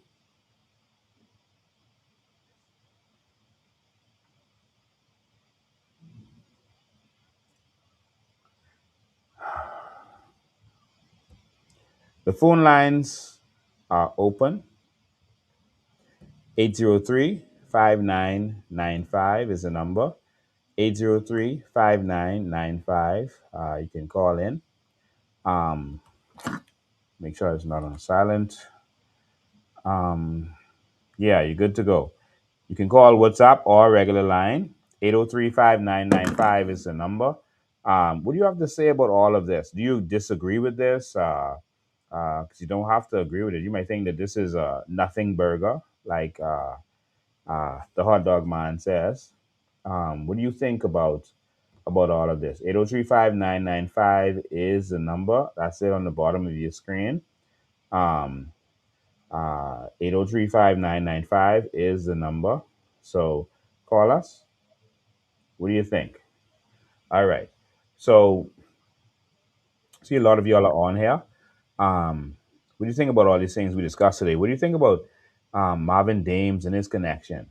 How could he not know? What do you think about Halkitis and his connections to Player's daughter and the appointment of Player's daughter on the Trade Commission? And him saying that that was a carefully selected body. Y'all think it's time to hit the streets yet? But anyway, let's go to the caller. Caller, you live. Go ahead. Go ahead, caller. I have a question in reference to the lawyer, Ms. Bowe. Yes. With forming this company that we're saying is a shell company, Special does purpose she vehicle, yeah. right? With her being a lawyer, can that affect her standing as a lawyer in reference to disbarment? Well, you only get disbarred when someone makes a complaint, and the persons who could make a complaint are on her side. She clearly is working with the government. She formed the company, and so we never get justice in this country. So that's our answer right now. No, I see. not the way it I is. just We got to thought, remove the PLP and the F&M for that to happen. well, I can tell you we tried hard. Yeah, Those of us, we tried hard. and we're gonna keep We just trying. needed, Our job is to yes, continue to educate the Bahamian people, and that's what we're doing every Sunday. And we're yes. going to be victimized for it, but we don't care. We're going to keep moving forward, and we have to keep letting people know. Listen, we were right. If they'd And listen, that's and that's what we've been telling them. And we need more of them are going to come on board the next time because now they're beginning to see that everything we were warning them off has come to pass. mhm, That both PLP and FNMs are the same. yeah, And now they're beginning to realize, and like you say, don't complain now. You voted for progress. Deal with the consequences that comes with that. yeah. Thank you, man. Got to speak up because we didn't vote for it. Thank you. You're welcome. All right, God bless you. Yeah. Listen, you voted for it by not voting or for voting with the PLP. Don't cry. Just take it. Don't cry. Suck it up. Call you live. Go ahead. You're doing spectacular job, sir. Thank you, man. Continue the good way. Continue the good way. Don't stop, sir. Like you say, you're informing a lot of us. You have more and more people joining you every day. It's the same gentleman from the restaurant last night, sir. Awesome. Thank you, man. Listen, do not stop, sir. We love what you do. We watching you live right now. So continue. Awesome. Continue the way. That same building you're talking about, I know that building so well. It's amazing. Man. These buildings around what you're thinking, people own, and there's other people with on them. These people hiding these things, and they forget God upstairs. Don't worry, God can clean everything up. Yes. God can clean everything up, sir. Thank you, man. Continue the good work, and we still watching you. All right. God bless. All right, sir. All right. Caller, go ahead. Pleasant good evening, Mr. Bean. Good evening, Bahamas, DBD Jr. Good evening. I just wanted to say to you, and something you mentioned earlier, but before I get to that, I want to say to you, with respect to the work that you're doing, you can either be a deliverer or you can be a freedom fighter. And so I guess Lyndon Pillin himself and his group of individuals has delivered us to a certain extent. And so now you're kind of fighting for freedom with respects to mental conditioning, you see. And that's a lot of work. That's hard work, actually, because now you're dealing with the will of the people. Are you hearing me? So, you have to continue on doing what you're doing. And I think it took maybe 40 years with respects to the wilderness for those minds of those individuals to change. So it can take some time, but continue on doing what you're doing. However, you mentioned something earlier with respects to the Privilege Committee and the chairman of not the privilege, the PAC. The PAC. Yeah. Oh, I thought you were saying something about the Committee of Privilege. No, the Public Accounts Committee. It was the Public Accounts Committee. Yes. Okay. Now, with respects to the Public Accounts Committee, and it was about cameras and the whole thing being public, yes? Yes. Okay. I learned, what is really your view on that? Because I think you're saying that the chairman, who is the Honorable Michael Pintard, can just plug the cameras in because he have full control. Is that what you're saying? quoted a scripture last time that talked about it being private or not being private. Select committees. Right. He is the chair of the committee, and Yes. the Speaker of the House quoted the law that says that they have the final say. Her in the House of Assembly, and Mm-hmm. him him in that, the chairman of any committee has the final say, and that's to give them authority. All right. I also said to you that even if that is a rule, there's a time for everything. All Yeah, and right. you were saying that I got you, yeah. But I wanted to add here with respects to um, the chairman of any committee, because the committee and the precinct is like a creature, um, and at the end of the day, I know that it's always a process with respects to those committees. They are really private, and you want them to become public. And I know the process to be the chairman, I guess, requesting or making known that he wanted to be public, and then the committee as a group have to agree on that, right? And once they agree on that, then majority rule, and then they have to motion the House, and so the House have to vote now for this thing to become private. I mean, for this thing, to become public or to have public broadcasting and so on and so forth, then you have to then now deal with the speaker and the broadcasting committee. That's a different committee. You got the broadcasting committee in there too. You got to deal Now, with them too. hold on. All of these round the world stories that you're going with, it doesn't necessarily work like that.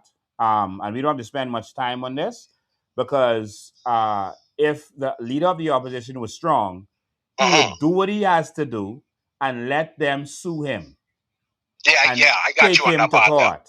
It's Yeah, simple I as remember that. that. I got you on that part right there. But I Martin Luther just wanted King to was not in say, charge of the restaurant or the law, and he said, when we can't eat in here, lock us up. yes, We can eat in yes, that here. was your view. Yeah, that exactly was your point on that. And That he should so just what go I'm ahead saying and is go with that, do he it that way. has all say as it relates to what happens in that committee. Just like a judge can determine if they're going to allow cameras in the court or not allow cameras in the court. What I'm All right? saying is he don't have that power. He does have the power. And anyone who has a problem with what he is doing has to take it to court. Let them take it to court. In the meantime, he will be exposing what is going on and I subpoenaing in remember a person. case. Yes, I Listen, remember a this is not the situation. time for weak leadership. No, I got you on that. There I is the remember. law. Hold on. There's the law, and then there's the spirit of the law. And there's That's right. many times when they went to court and they said, okay, the law literally says that, but that's not the spirit of the law. You're All right? absolutely The right. spirit of the law is that the chairman of a committee is supposed to be untouchable, influenced by no one else outside that committee. That's why they're telling him in the House, you can't talk with whatever, because that's sub judice, because of the power of that committee. All right? They're not influenced by anybody else. Yeah, it's And private. the same way like with the courts. The courts is sub judice because you can't have the House of Assembly interfering, a separation of power, interfering with the courts. That's why what she read was that if anything is happening in the court, you can't discuss it in the House of Assembly. That's for separation of powers. The committee has the same kind of powers. And what he could do is let them go to court and test the spirit of the law. It's simple as that. Yeah, I remember in 2015 Yes, Terry and Christian, you've been in room 2016. that happened there where they tested it. And even though the law said one thing, they said that wasn't the spirit of the law. Even though the law said one thing as it relates to a Bahamian parent, There was a Bahamian ruling. father There was an being able to injunction, though. pass on, being able to pass on his citizenship. They said, yeah, the law says that, but that's not the spirit of the law. The spirit of the law is equality. And so they changed it, and now all you have to do is get a DNA, despite what the Constitution said. I'm talking about a different situation. When you had G. Moss and Nico Grandin and Loretta Butler Turner, them was sitting on the committee. with the remember the doctor when he's talking about some bribe allegations and different things like that. It was two different situations, and then you had another thing with Save the Bay. You understand? And Fitzgerald them. You understand, right? And so it was a whole situation with the committee and so on and so forth. And at the end of the day, it was a whole process to the point that the court, also the Supreme Court, have a say, because the Supreme Court could shut it down. You understand? The Supreme Court could provide an injunction and shut the whole thing down, that nothing could be spoke about No, or speak about inside. that is not the law. The law specifies that the chairman of a committee and the speaker of the house does not have to answer to any court in this country. All right, they don't have to answer to them. That's where the problem comes in. Why I'm saying that they will have to take them to court, but they don't have to. And I have to be Can't careful say how I that. word this. Yeah, you contradicting yourself. I'm Because not the court, if you're taking contradicting something to myself. court, You gonna let me the talk or Supreme. not? Go ahead. And so I'm saying to force them to take it to court. Now, if the speaker makes a decision, the court can't go against her decision. All right? Unless it's ultra virus. All right? But she has all say, because of separation of powers, the court can't interfere with her, and because she represents Parliament and or the president of the Senate, and vice versa. All right? And so that's what's called separation of powers. You see? Yeah, I understand the separation of and powers. that's where it comes in. The head of a committee has certain powers that has not been tested because they've never really used committees here. In America, anything that goes on, they could have a select committee at any time. They will bring, if they don't like what's happening on social media, they will bring those social media people in front of them, and they have to come or they go to jail. Any situation going on in the country, they don't wait for no inquiry. They don't wait for anything else. They bring them in the Senate or the House will bring them and say, listen, and answer, make them answer questions. All right, and then subpoena documents. You're seeing it happen right now. Let me say this to you, and then the House of Assembly here has the same powers to have select committees on any matter that is going on. They could have a select committee right now on BC until BC come. They could have a select committee on this player gardener thing, and they could tell them come. Now, Pintard could use the PAC to summons every document, every person involved, all the stuff that we're revealing and that media is giving to Pintard so he could ask his questions and write his letters. Everything that's happening, because the public purse was involved, the PAC, Michael Pintard, who's the chairman of that, can subpoena anybody. He could subpoena Joe Kobe Davis and make us sit down and say, why did this happen? Where's the money for the $20 million? He can do that right now. But he doesn't want to do it because they know that stuff could come out with them. I see. He said he was gonna take the Speaker of the House to court. You see that happen yet? Right, that's the process. Let me just say this, and then I can let some other people call. Remember, there was a pushback concerning Save the Bay. You remember that? And there was a subjudicial ruling, and the Supreme Court injunction barring disclosure of their private emails. You remember that? I say that to say to you that the courts, the Supreme Court, that was not. Hold on, that was not the Speaker or the chairman of a committee. That was Jerome Fitzgerald. That was not the Speaker. I'm telling you that it went to a committee. So I'm addressing it from the committee perspective to show you that the Supreme Court could shut down things that goes to the committee. They cannot shut it down. The Supreme Court is not the final say. The Supreme Court has been wrong on many occasions. I got you. It go to appeals court and they say, the Supreme Court, what y'all talking about? It's wrong. Or the appeal court could be wrong too, and that's why I have the Privy Council. And they look at it, they say, hold on, what y'all did down there? All right? So they have no power. It's my opinion talking about all this. I got you. Over them. And so Michael Pintard has powers he don't understand.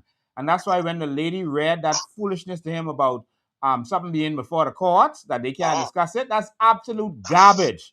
And because all of them are not knowledgeable They just sit right there with their tail between their legs and let her get away with that nonsense. That's out of order. We paying them to get this thing right. And if they need, look at all the speakers of the house who was in there for them who could advise them, man. How much lawyers in that party? How much educated people? You mean to tell me Pintard and them means sitting down and getting advice, Lincoln being know the law and they don't know it? Oh yeah, I ain't getting in that part right there, but I can say this to you: at the end of the day, you're doing a good job. Everybody trying to do what they could do to make the Bahamas a better place. But you're a freedom fighter, and I want you to know at the end of the day, you fighting a major fight because you're fighting against a conditioning of the minds of the Bahamian people. And at the end of the day, these people have self-will. God give it to us, and so that's a real fight. But keep educating the people. You're doing an excellent work. Thank you, man. All right, 803-5995. That is the number right there. 803-5995 is the number. I know I let him talk long, but a different thing. But what do y'all think about all the stuff that y'all are seeing, what discovered today, other days? I know this is a lot, so there's no way we could do this. There's no way we could do this in no one episode. There's so much. We haven't even revealed 1% of 1% of what is out there. There's so much, and like I said, the U.S. authorities know about all of this, and we got to fix our country. It's just simple as that. All right. So 803-5995 is the number. 803-5995. Y'all get your questions in. If someone disagrees, come. Let's talk about it now. If someone, if any trolls are out there and they have any questions, because what they do is they go on social media to try to distract people and twist whatever, because they don't want the answers. They don't want it to be answered. They want to put something out there, so people could be unclear, and they don't have the courage to come during the live and say what they have to say, and so. This is your chance to get your questions answered if you agree. Someone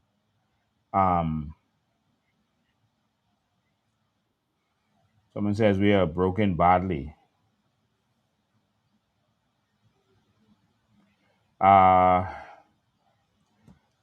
This person here says, what can of rubbish Lincoln just told Mr. Benjamin?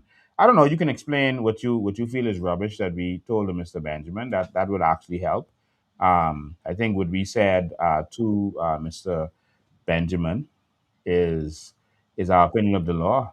All right, and so there's separation of powers. One has no power over the next, and so that's what the law is. And so a lot of things have not been challenged in law, and so we think if certain things get challenged, you will see what's really going on out there. All right. So some of the this why they ain't traveling. Lincoln has electricity, eh? Yeah, a lot of people don't have electricity, so they're gonna have to watch this afterwards. It's a shame that we have come to this, but we voted for it. Like I said, don't cry. The U.S. authorities know about it. How is our present government hasn't addressed it? Good question. All right, caller. Let's get this caller in. Caller, you live. Go ahead. Good evening, Mr. Bain. How are you? This is Jillian Bartlett. Awesome, Miss Bartlett. Go ahead. I want to get right to the point because you gave us a lot of information and you also gave us a lot of names and people who could be connected. My question to you is, right, and I don't like to complicate things. Halkitis. So Halkitis stood up wherever he stood up on whatever platform, whether it was the breaking news at the time or in the House of Assembly, saying that he actually had no association with or didn't form a company because he denied. So which one is it? Because you proved to us that association was clear, but I wasn't certain about the company formed under him at the time, how clear that was. Which company are you talking about? You mean that shell company? He's the shell company, I guess. Michael Village. Is that got the $20 million. Right. I want to know about that $20 million too. Yeah, that So, company, that shell company, that was formed. I mean, mhm, like so many things. We know what was going on. All right, all of them know what's going on.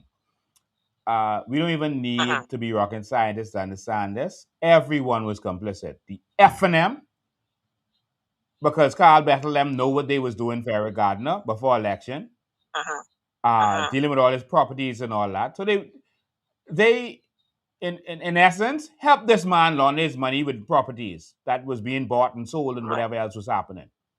All right, I'm not going to mhm. sugarcoat it. That's how everything No, looks I to don't accept me. that.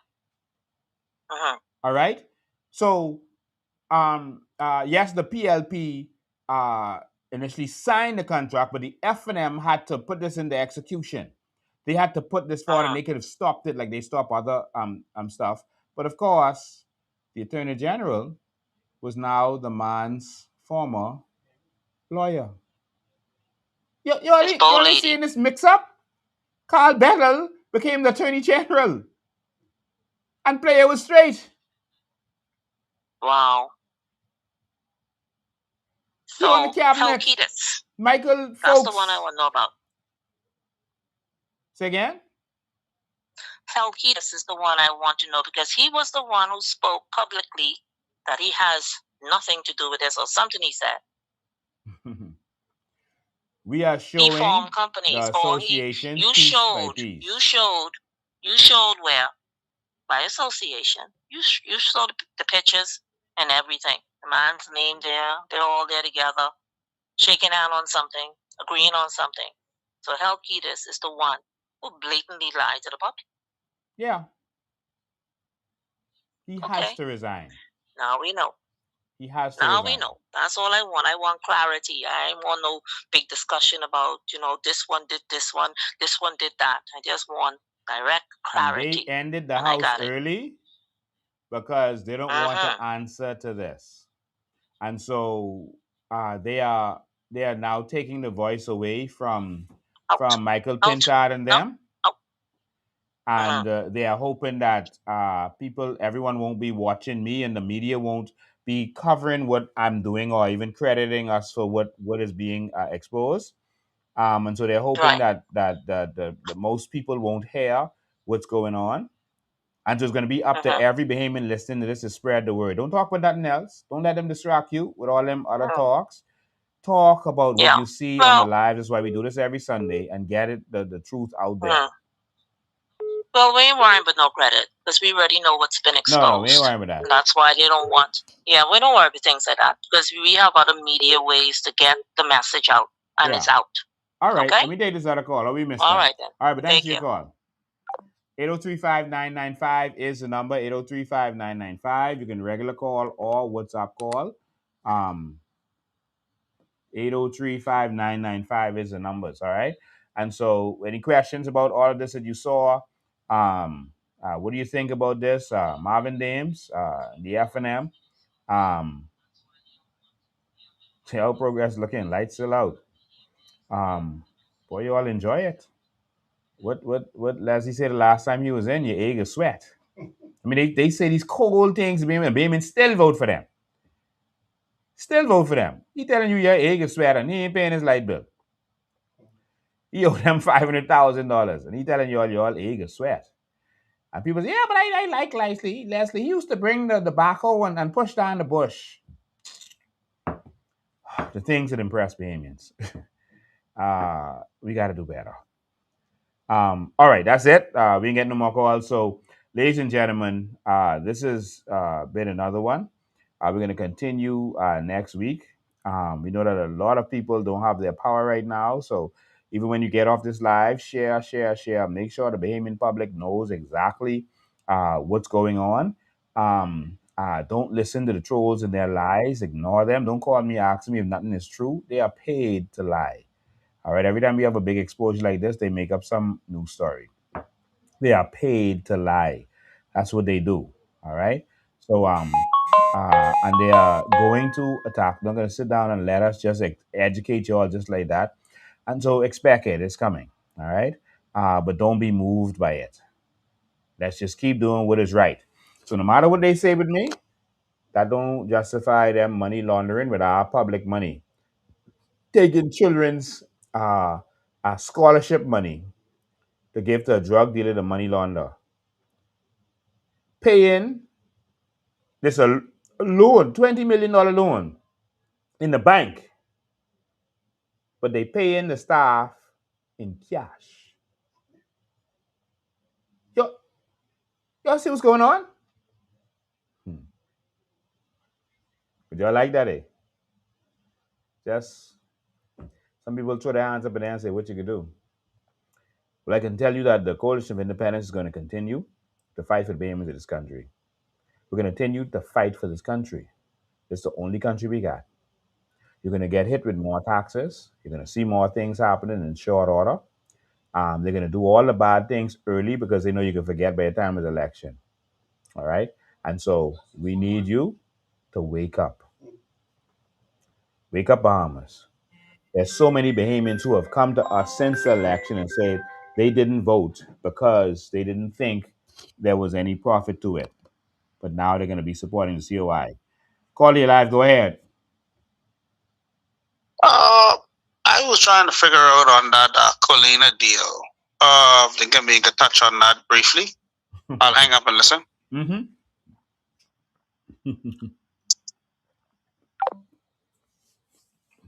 Listen. Thank you, caller. Thank you.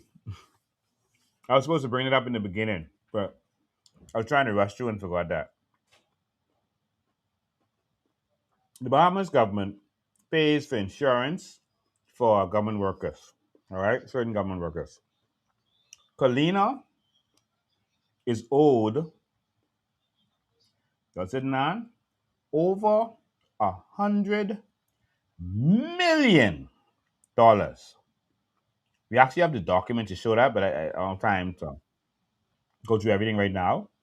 They're owed over $100 million. All right? And so with being owed over $100 million, they've decided eventually, they were trying to make it drag out till after election. You know, the government probably tell them, wait till after election, whatever. Election came and gone, they ain't get straight, so they had to do something. All right? And so, let me just put the caller on hold. Caller, hold the line, you're next. You just got to explain this thing. Hold on one sec. All right, so let me tell you what the sad part about this is. Thank you, man. Well, let me tell you what the sad part about this is. Let me tell you how wrong this is.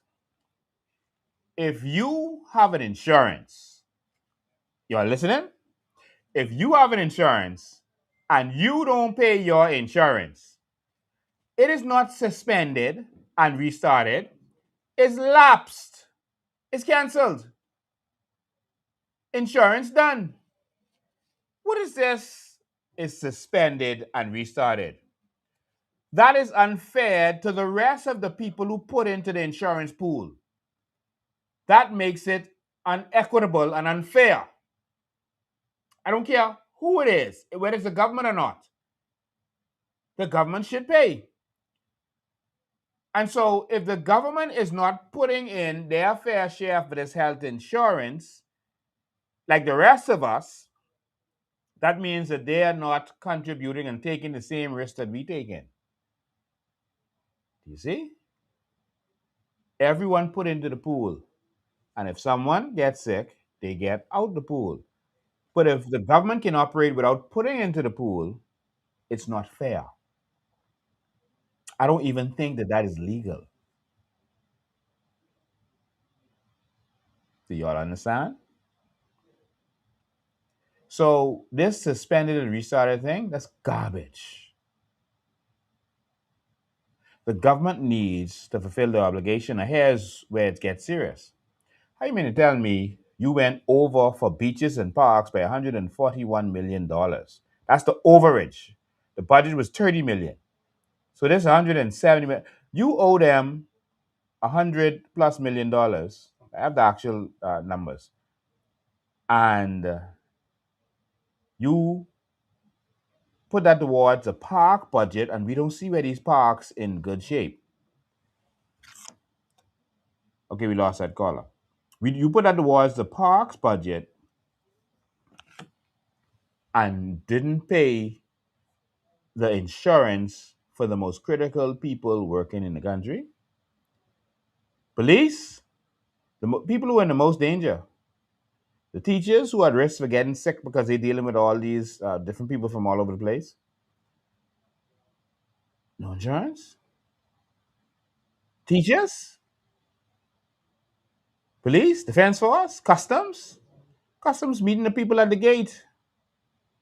They meeting the people coming into the country.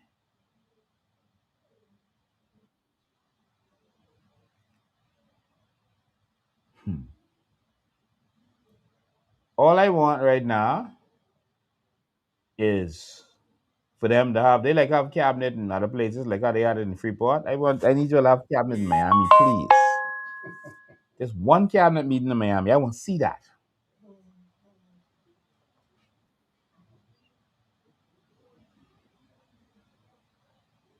Why no one traveling?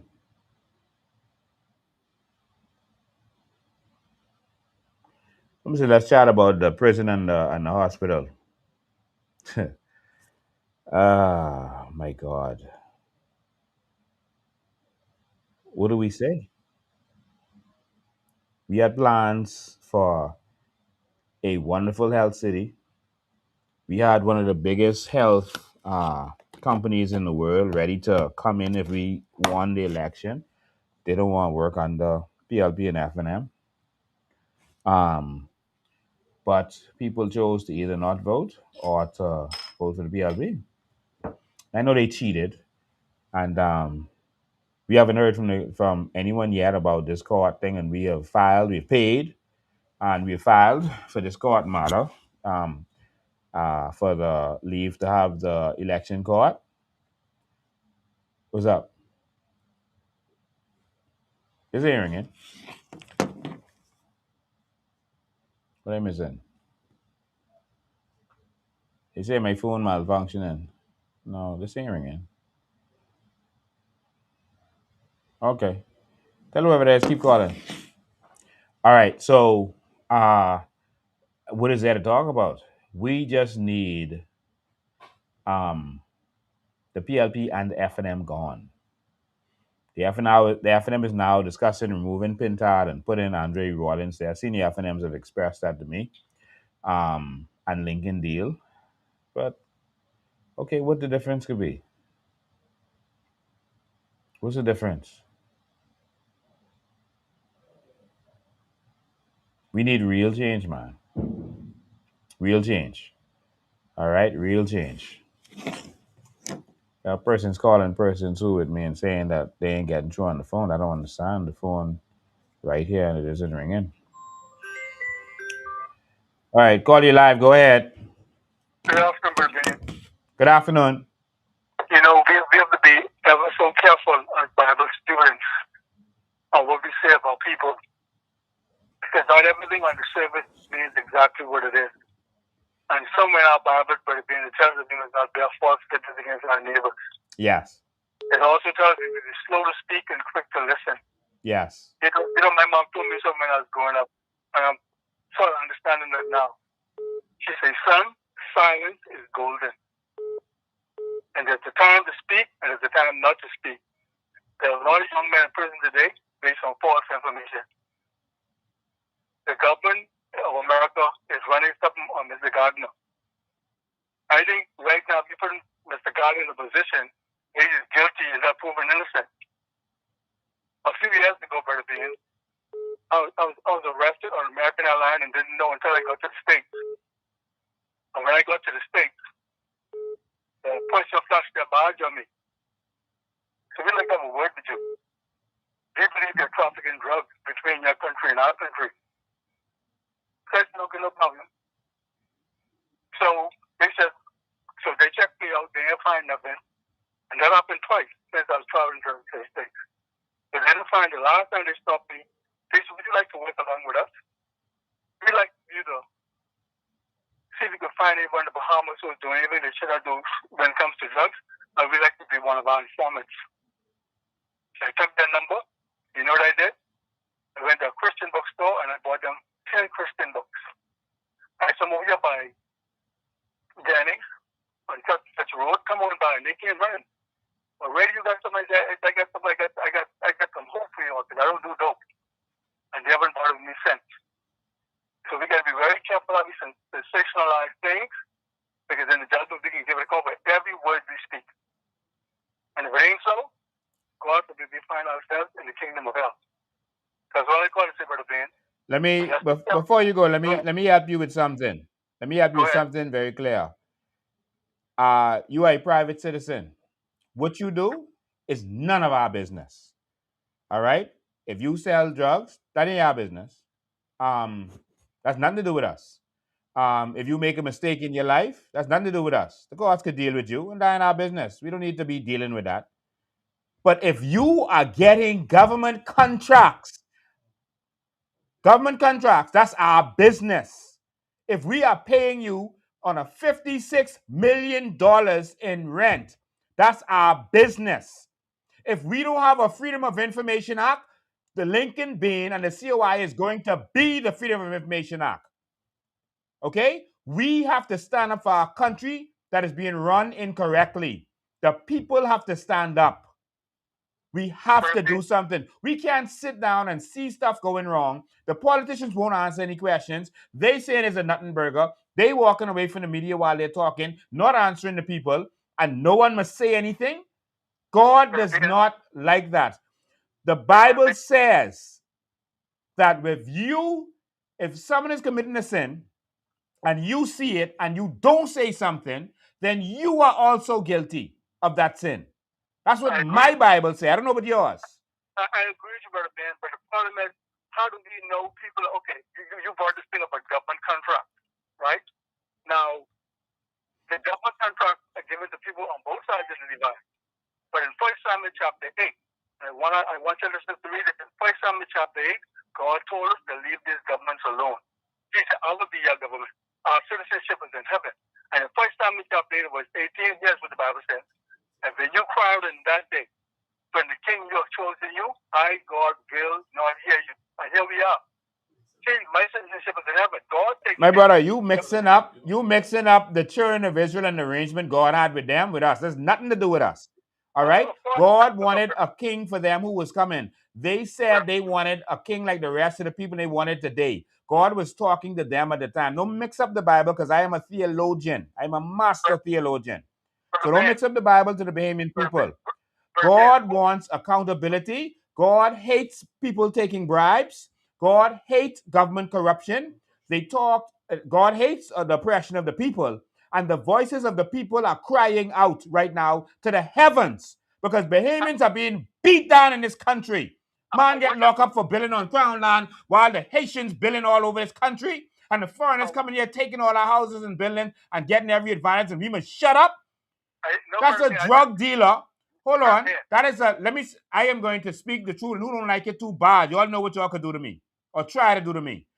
A drug dealer got government contracts with no proper oversight, and our country's money is being used to launder drug money. I will stand in front of the throne of grace on top of the mountaintop and say that is wrong. I ain't talking about no one private business, you know. I don't care about your personal business. Plenty drug dealers out there. I ain't talking about their business. But as it relates to our public funds and our public finances, we have a duty to speak out when the government is doing wrong. Because if we don't, we are saying we okay with it. Go ahead, my brother. But how do you know the money that's being used is drug money? Where do you get the information from? This the first live you're watching, eh? How do you know the money that's being used is drug money? Where you get that Hold information on. from? Is this the first live you watched? Or you watched some more?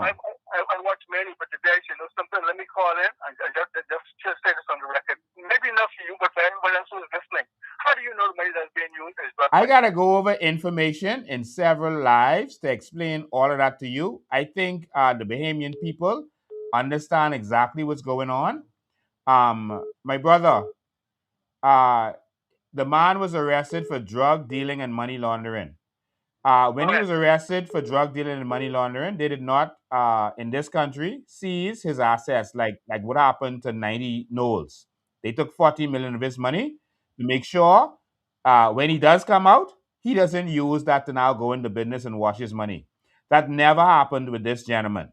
All right, he came back to the Bahamas and continued to do what he was doing, and all of a sudden, all of this criminal activity continued, and buildings were being done. What I'm saying is that it is the job of the authorities to check. When he was released from jail in America, they should have seized everything he owns. All right? He bought a bunch, with not showing where he had any other income. He bought, scores of properties in gated communities in this country. Cash.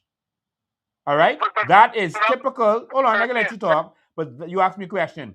That is typical of what drug dealers do to hide money. Instead of putting it in the bank, they just buy property and hold on it. All right? And now these properties are being sold and other stuff is being done. What they need to do is a proper investigation. All we can do is speculate because they are not investigating, my brother. All right? This is what needs to happen. And we have to hold the government's foot to the fire. If they were investigating, listen, I don't have nothing to say because that's their job to investigate. If they was having a commission of inquiry, I don't have nothing to say. Let's watch the commission of inquiry. But they ain't doing nothing but ignoring it. That shows guilt, my brother. Brother Dan, actually, I go back to my question and ask you, how do you know the money that a man is spending is drug money? Say that one more time for me. How do you know the money that you allege that Mr. Gardner is spending is drug money? How do you know it's drug money? Do you know where he gets it from? Because he's a drug dealer. No, that doesn't mean that, Brother Dan. Brother Dan, I have a company, right? Yeah. That gets funds from people that run the company. I don't know who these people from Mars in the morning. I have to play every day. Are you a drug dealer? Are you a drug dealer? Listen to me, Brother Dan. Let me tell you how the banking system works. If you are charged with drugs, they take away your bank account. All right? They can't take the chance that your money is from drug dealing. And so your accounts are seized. But what we saw in this case was that a man he wasn't charged with drug dealing, no. He was charged as a major money launderer that they wrote about. All right? That this was a major thing in affecting the society in this region. All right? He wasn't a normal drug dealer. He wasn't someone who just smuggled some drugs across. They saw him as a major drug dealer and money launderer at the time when he went to jail. And so coming back here, he should not have been able to form some companies and then just continue on doing what he was doing. The banks should not have done business with him in the first place. I know many persons who was charged with drugs who were not allowed to just have bank accounts. There was no accountability in this case. And we have to fix our country and clean up. We can't go back to the 80s, my brother. Brother Dan, are you loud and clear? But my question still remains. How do you know the money you spend in 2026 or 2024, 25 came from drug money? How do you know that? My brother, because he's a drug dealer. You understand what I mean? You might know something I don't know. So tell me how you know, Mr. God, the money you're spending today or whenever you spend the money, it came from drugs. How do you know that? Because he's a drug dealer. No, brother. All right, let me help you understand money laundering. Let me help you understand money laundering. Any money, if he's a drug dealer and he has drug money, he isn't allowed to operate with that drug money and do some other clean business and say, oh, but this money didn't come from that. You're not allowed to operate in our system. All right? Because your money is you are connected to both sets of money. And so the whole thing is defiled. That's why when you get charged with drugs, they say you can't have a bank account because you and your money has been defiled. Now, if he had been charged with money laundering, paid a fine, paid his time, then he could have started the cleanup process, but that never happened because he was in with the politicians. Let me tell you what happened to Sebastian. Even though what they was doing was criminal before, You see what they had to do before they could legalize it? They say you all have to pay millions of dollars in fines, all right, for the gambling part of it. And because they paid their due, all right, then they could come back now and say, well, I didn't pay my due, we good. But he did not pay his due because he wasn't only running drugs in America, he was running drugs here too. And he could have been charged in the Bahamas too. And his stuff could have been seized, like 90 stuff was seized.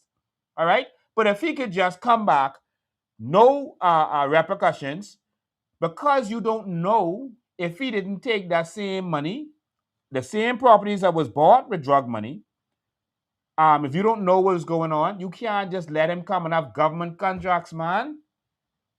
If the drug dealer want to go and buy a house, do that's fine. Yeah, that happens. We ain't worrying about that. But where do your money from drugs or not? That ain't our business. That's the court's business to deal with. But if you're using our money, if you're using drug money to build buildings, to get our money, to launder the money, that's wrong, man. That's wrong. All I'm asking for, I let you talk, but all I'm asking for is for our system to do what's right, for our politicians to do what's right. Put proper investigation. What is all this investigation about? Why nothing coming out of it? Because everyone is involved. See, you don't believe first time that still stands. But in marching for Christ, in marching by every word that was said from the mouth of God from Genesis to Revelation. And what you are arguing right now was prophesied in First Samuel 8. There ain't nothing changing, but even if you get power, it can be the same thing. Because God don't lie. You say ain't nothing changing? Ain't nothing changing. But man, I tell you, I want you to win so bad. My brother, hold on. Hold on. One sec. Let me tell you why point then I get the next thing. Go ahead. You know why I want to to show people that first time it stands from now that Jesus Christ come. It ain't changed. Don't care who government going power. It ain't changing. My brother, you say who government go in power? The same government in power. Let me tell you something. You don't. I don't work for none of the party. Okay, we know that. Okay, fine. Let me say something. You don't do things to win. You do things because it's the right thing to do. If I see someone attacking your daughter on the street, whether I believe I could beat that man or not, I am going there to fight and defend your daughter. Maybe she could run. Maybe she get a couple more seconds of freedom. But I'm going to defend your daughter. I'm going to make sure that whether that big man who beating up or not, like I saw a video where the woman was going in a bus and a fella came and started beating her and breaking her up. And some people were just watching someone put out the camera. No, that ain't me. We are doing this because we choose to do this. Why? Because it's the right thing to do. I don't care if we win. What's happening in this country is wrong. And I'm going to speak out against what is wrong. It's happening the world over, brother man. Say again? What's happening here is happening the world over. Even if you say, let me take you back in time. My brother, I don't want to go through all that. Listen, it doesn't matter. So that's like saying because people getting raped in every country in the world, we should just let the rapists just rape. Don't do nothing. Because people selling drugs all over the world, just let them do it. Because it's corruption in every country, just let the politicians do whatever they want to do. You still have to stand up for what is right. It doesn't matter what everyone else doing, my brother. We can stand up. But anyway, everyone else could not stand up. You can sit down and watch what's happening. We choose. Listen, if you want to sit down and watch, you sit down and be quiet and don't interrupt us in standing up for what's right. If your house burning down, but not because the house can't get saved, mean I ain't coming in there to help you get your baby and your puppy and whatever out the house. I can still do what is right, my brother. All right. Thanks for your call, man. Yeah, I appreciate your call. The line's open now if someone was trying to call in. Let me make this clear to people who don't understand how this thing works. I am not doing this because I feel like it defeat the whole system and whatever else people think this is. I doing this because this right, bro. This right. I'ma just sit down and see drug dealers getting billions, and laundering money with our money, and don't say nothing. Not on my watch, bro. Say what you want to say with me. That ain't happening with me watching. Go ahead, call you live. Hey, good evening, Mr. Bean. How are you, sir? Awesome, man. Listen to me, man. You're wasting your time with a biblical numbskull, biblically illiterate. I know this guy. This guy is a 7 days Adventist guy. This guy, when it comes, he doesn't vote.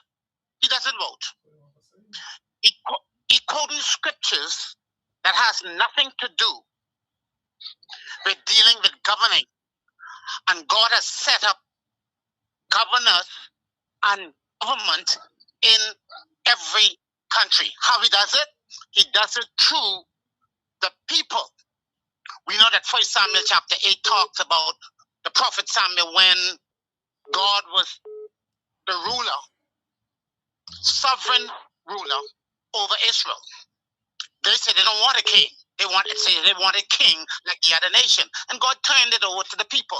In time past, he used to set up kings because Israel was run by kings. This guy, he doesn't vote. Okay, he has, I think, the same guy who has a radio 7 days Adventist. He's a sick guy. He's a sick, deranged, biblically illiterate guy. So he has no authority to speak. He doesn't vote, never vote in this country. And he just a carnal guy who takes scriptures out of context and doesn't know what he's saying. And so he's talking about, but let me educate him and the public. God set up in Romans chapter 13, 1 through 4. This is what God says. He said, let all souls be subject to the higher power. All power that be is ordained by God. Do this, the range guy understand this? He ordained the authority in the earth. We choose who we want to sit in the seat of authority to rule over our country. The people, the power was turned over to the people. So when you have persons like this calling into the show, he has nothing to say. He never voted in this country. And he don't care about this country, and he used the word out of context and doesn't know what he is saying.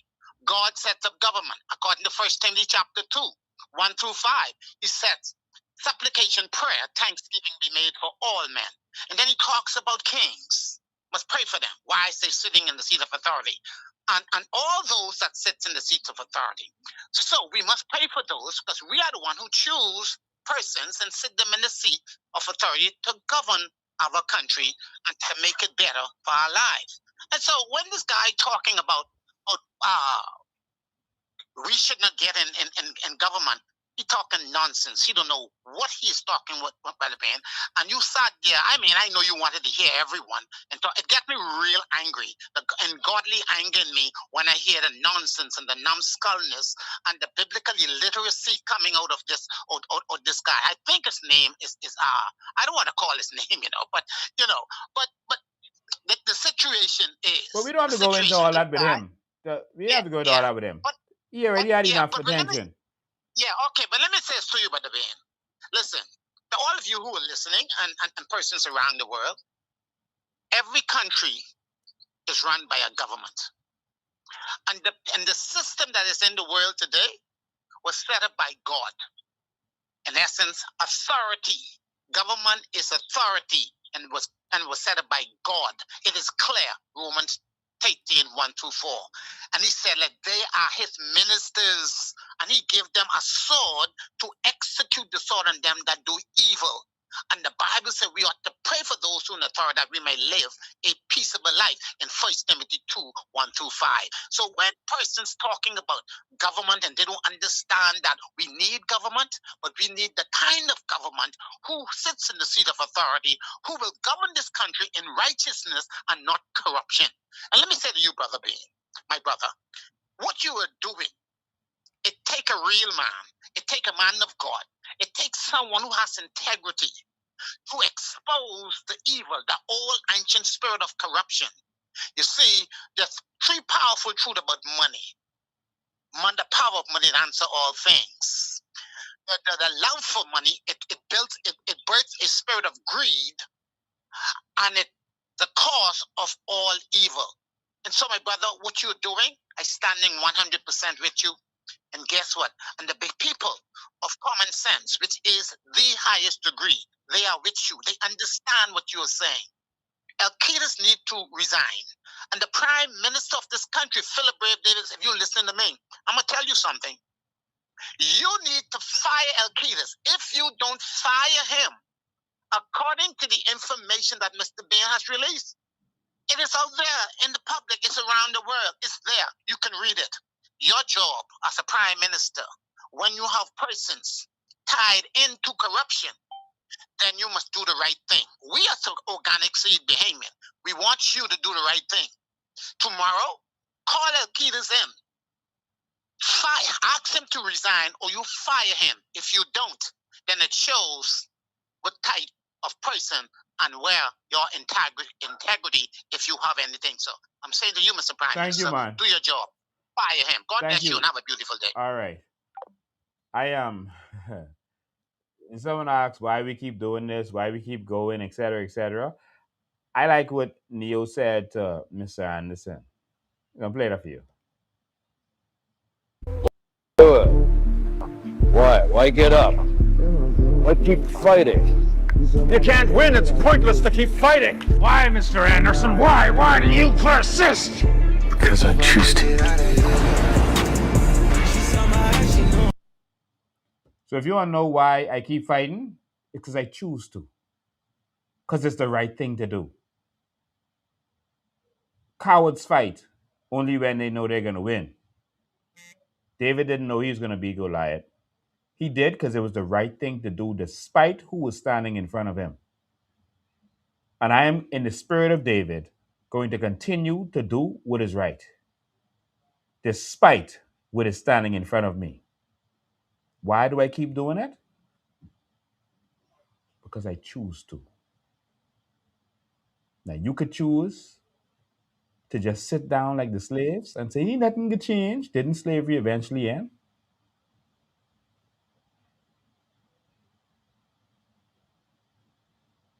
All we got to do is keep fighting. It's the last call I could take, y'all. Call you live. Go ahead. Have a great one today. I have been listening to you for a little while now, and I know you said something a few weeks ago about your team being the best investigators. I probably need your assistance to investigate something for me. Okay. Hello? Yes, I'm here. Yeah, so how do I get in contact with you all to do an The investigation? same number, 803-5995 is the number, and you can just send a text. If we get a lot of calls, but so just send a text, and then you can keep calling until you get us. Tomorrow or? Yeah, tomorrow. Don't call me on my Sunday. I could be with the family. Thank you. Okay. All right. Listen, man, I got people that's called me 1, 2 o'clock in the morning. I literally had a fella call me that time in the morning and asked me about something, just talking with something with just general stuff. I was like, you couldn't, what you telling me now that you couldn't tell me 9 o'clock in the morning? Like, seriously. And he's like, yeah, I know you just be busy, and I thought this would be the best time, to get you before everyone else start calling. I'm like, oh God. Yeah, I gotta have a life too, y'all. All right, so yeah, so there's a lot of people trying to call, a lot of people reaching out. I cannot get to everyone. Some people get offended because they can't reach me, but it's so many people. Sometimes they have to put my phone on do not disturb because I can't get nothing done if I just on the phone all day. So y'all please have a heart. We doing this for free out of the goodness of our hearts, and when we help people, we just help people out of the goodness of our hearts. All right, and so, but I can't, I still got my family to deal with and that kind of stuff. I can't, I still gotta go on dates and do stuff. You want me to get married, right? So don't call me at any time. All right. So, because I can't explain certain things. You can imagine you with someone and your phone ringing 10, 11, 12 o'clock in the night. How you explain that? Yeah, but I know that's what we sign up for. But let's just keep it reasonable during this time, um, so we could continue to work and fight for the Bahamian people. All right. Again, it continues, and we will continue to do what we have to do. You're gonna see them rising up against us. You're gonna see the send the trolls and that kind of stuff. And guess what? Any one of them rise up against us, we'll focus our efforts on them. You gotta worry about that. That's why they send in the trolls. You see? But I think we can start cutting down the trolls one by one, getting their foot soldiers out of here. All right? Because this a war in our country in trouble, so we gotta do what we have to do. All right? So we gotta do what we have to do. So let's continue to fight. Y'all continue to stay tuned, to be educated. By now, you would have been benefiting from your natural resources, but instead, you got more taxes and more sufferation. But that's what we allowed to happen. So y'all just stay tuned. Let's keep doing this. I do this because I love you. You hear me? I do this because I love you. I do this because I love my country. So no one is going to tell me to sit down and watch my country go to the dogs. No one can tell me because it's the end times. You must just sit down and let things happen. That don't mean because it's the end times you just see people getting raped in the street and you just don't say nothing. You see the government being corrupt and you don't do nothing and say nothing. He has a remnant set aside, even in the end times, to be able to stand up for what is right. Daniel had to stand up to the Nebuchadnezzar, to go into the lion's den. The Shadrach, Meshach, and Abednego had to go inside the fiery furnace. You know what they said? They said, we ain't bowing because our God is going to deliver us. That's what they said. You know, they say in the face of everyone bowing, they said, we will not bow because our God is going to deliver us. That ain't faith, you know. That's just words. You know what's the faith? What they said next. They said, and even if he don't, we still ain't gonna bow. That's faith. So win, lose, or draw, we could do this because it's the right thing. Because we know that God is going to deliver this nation. And guess what? And even if he don't, we still can stand up for what is right. Because we got real, crazy faith. And we could do what we know is right. See you all next time.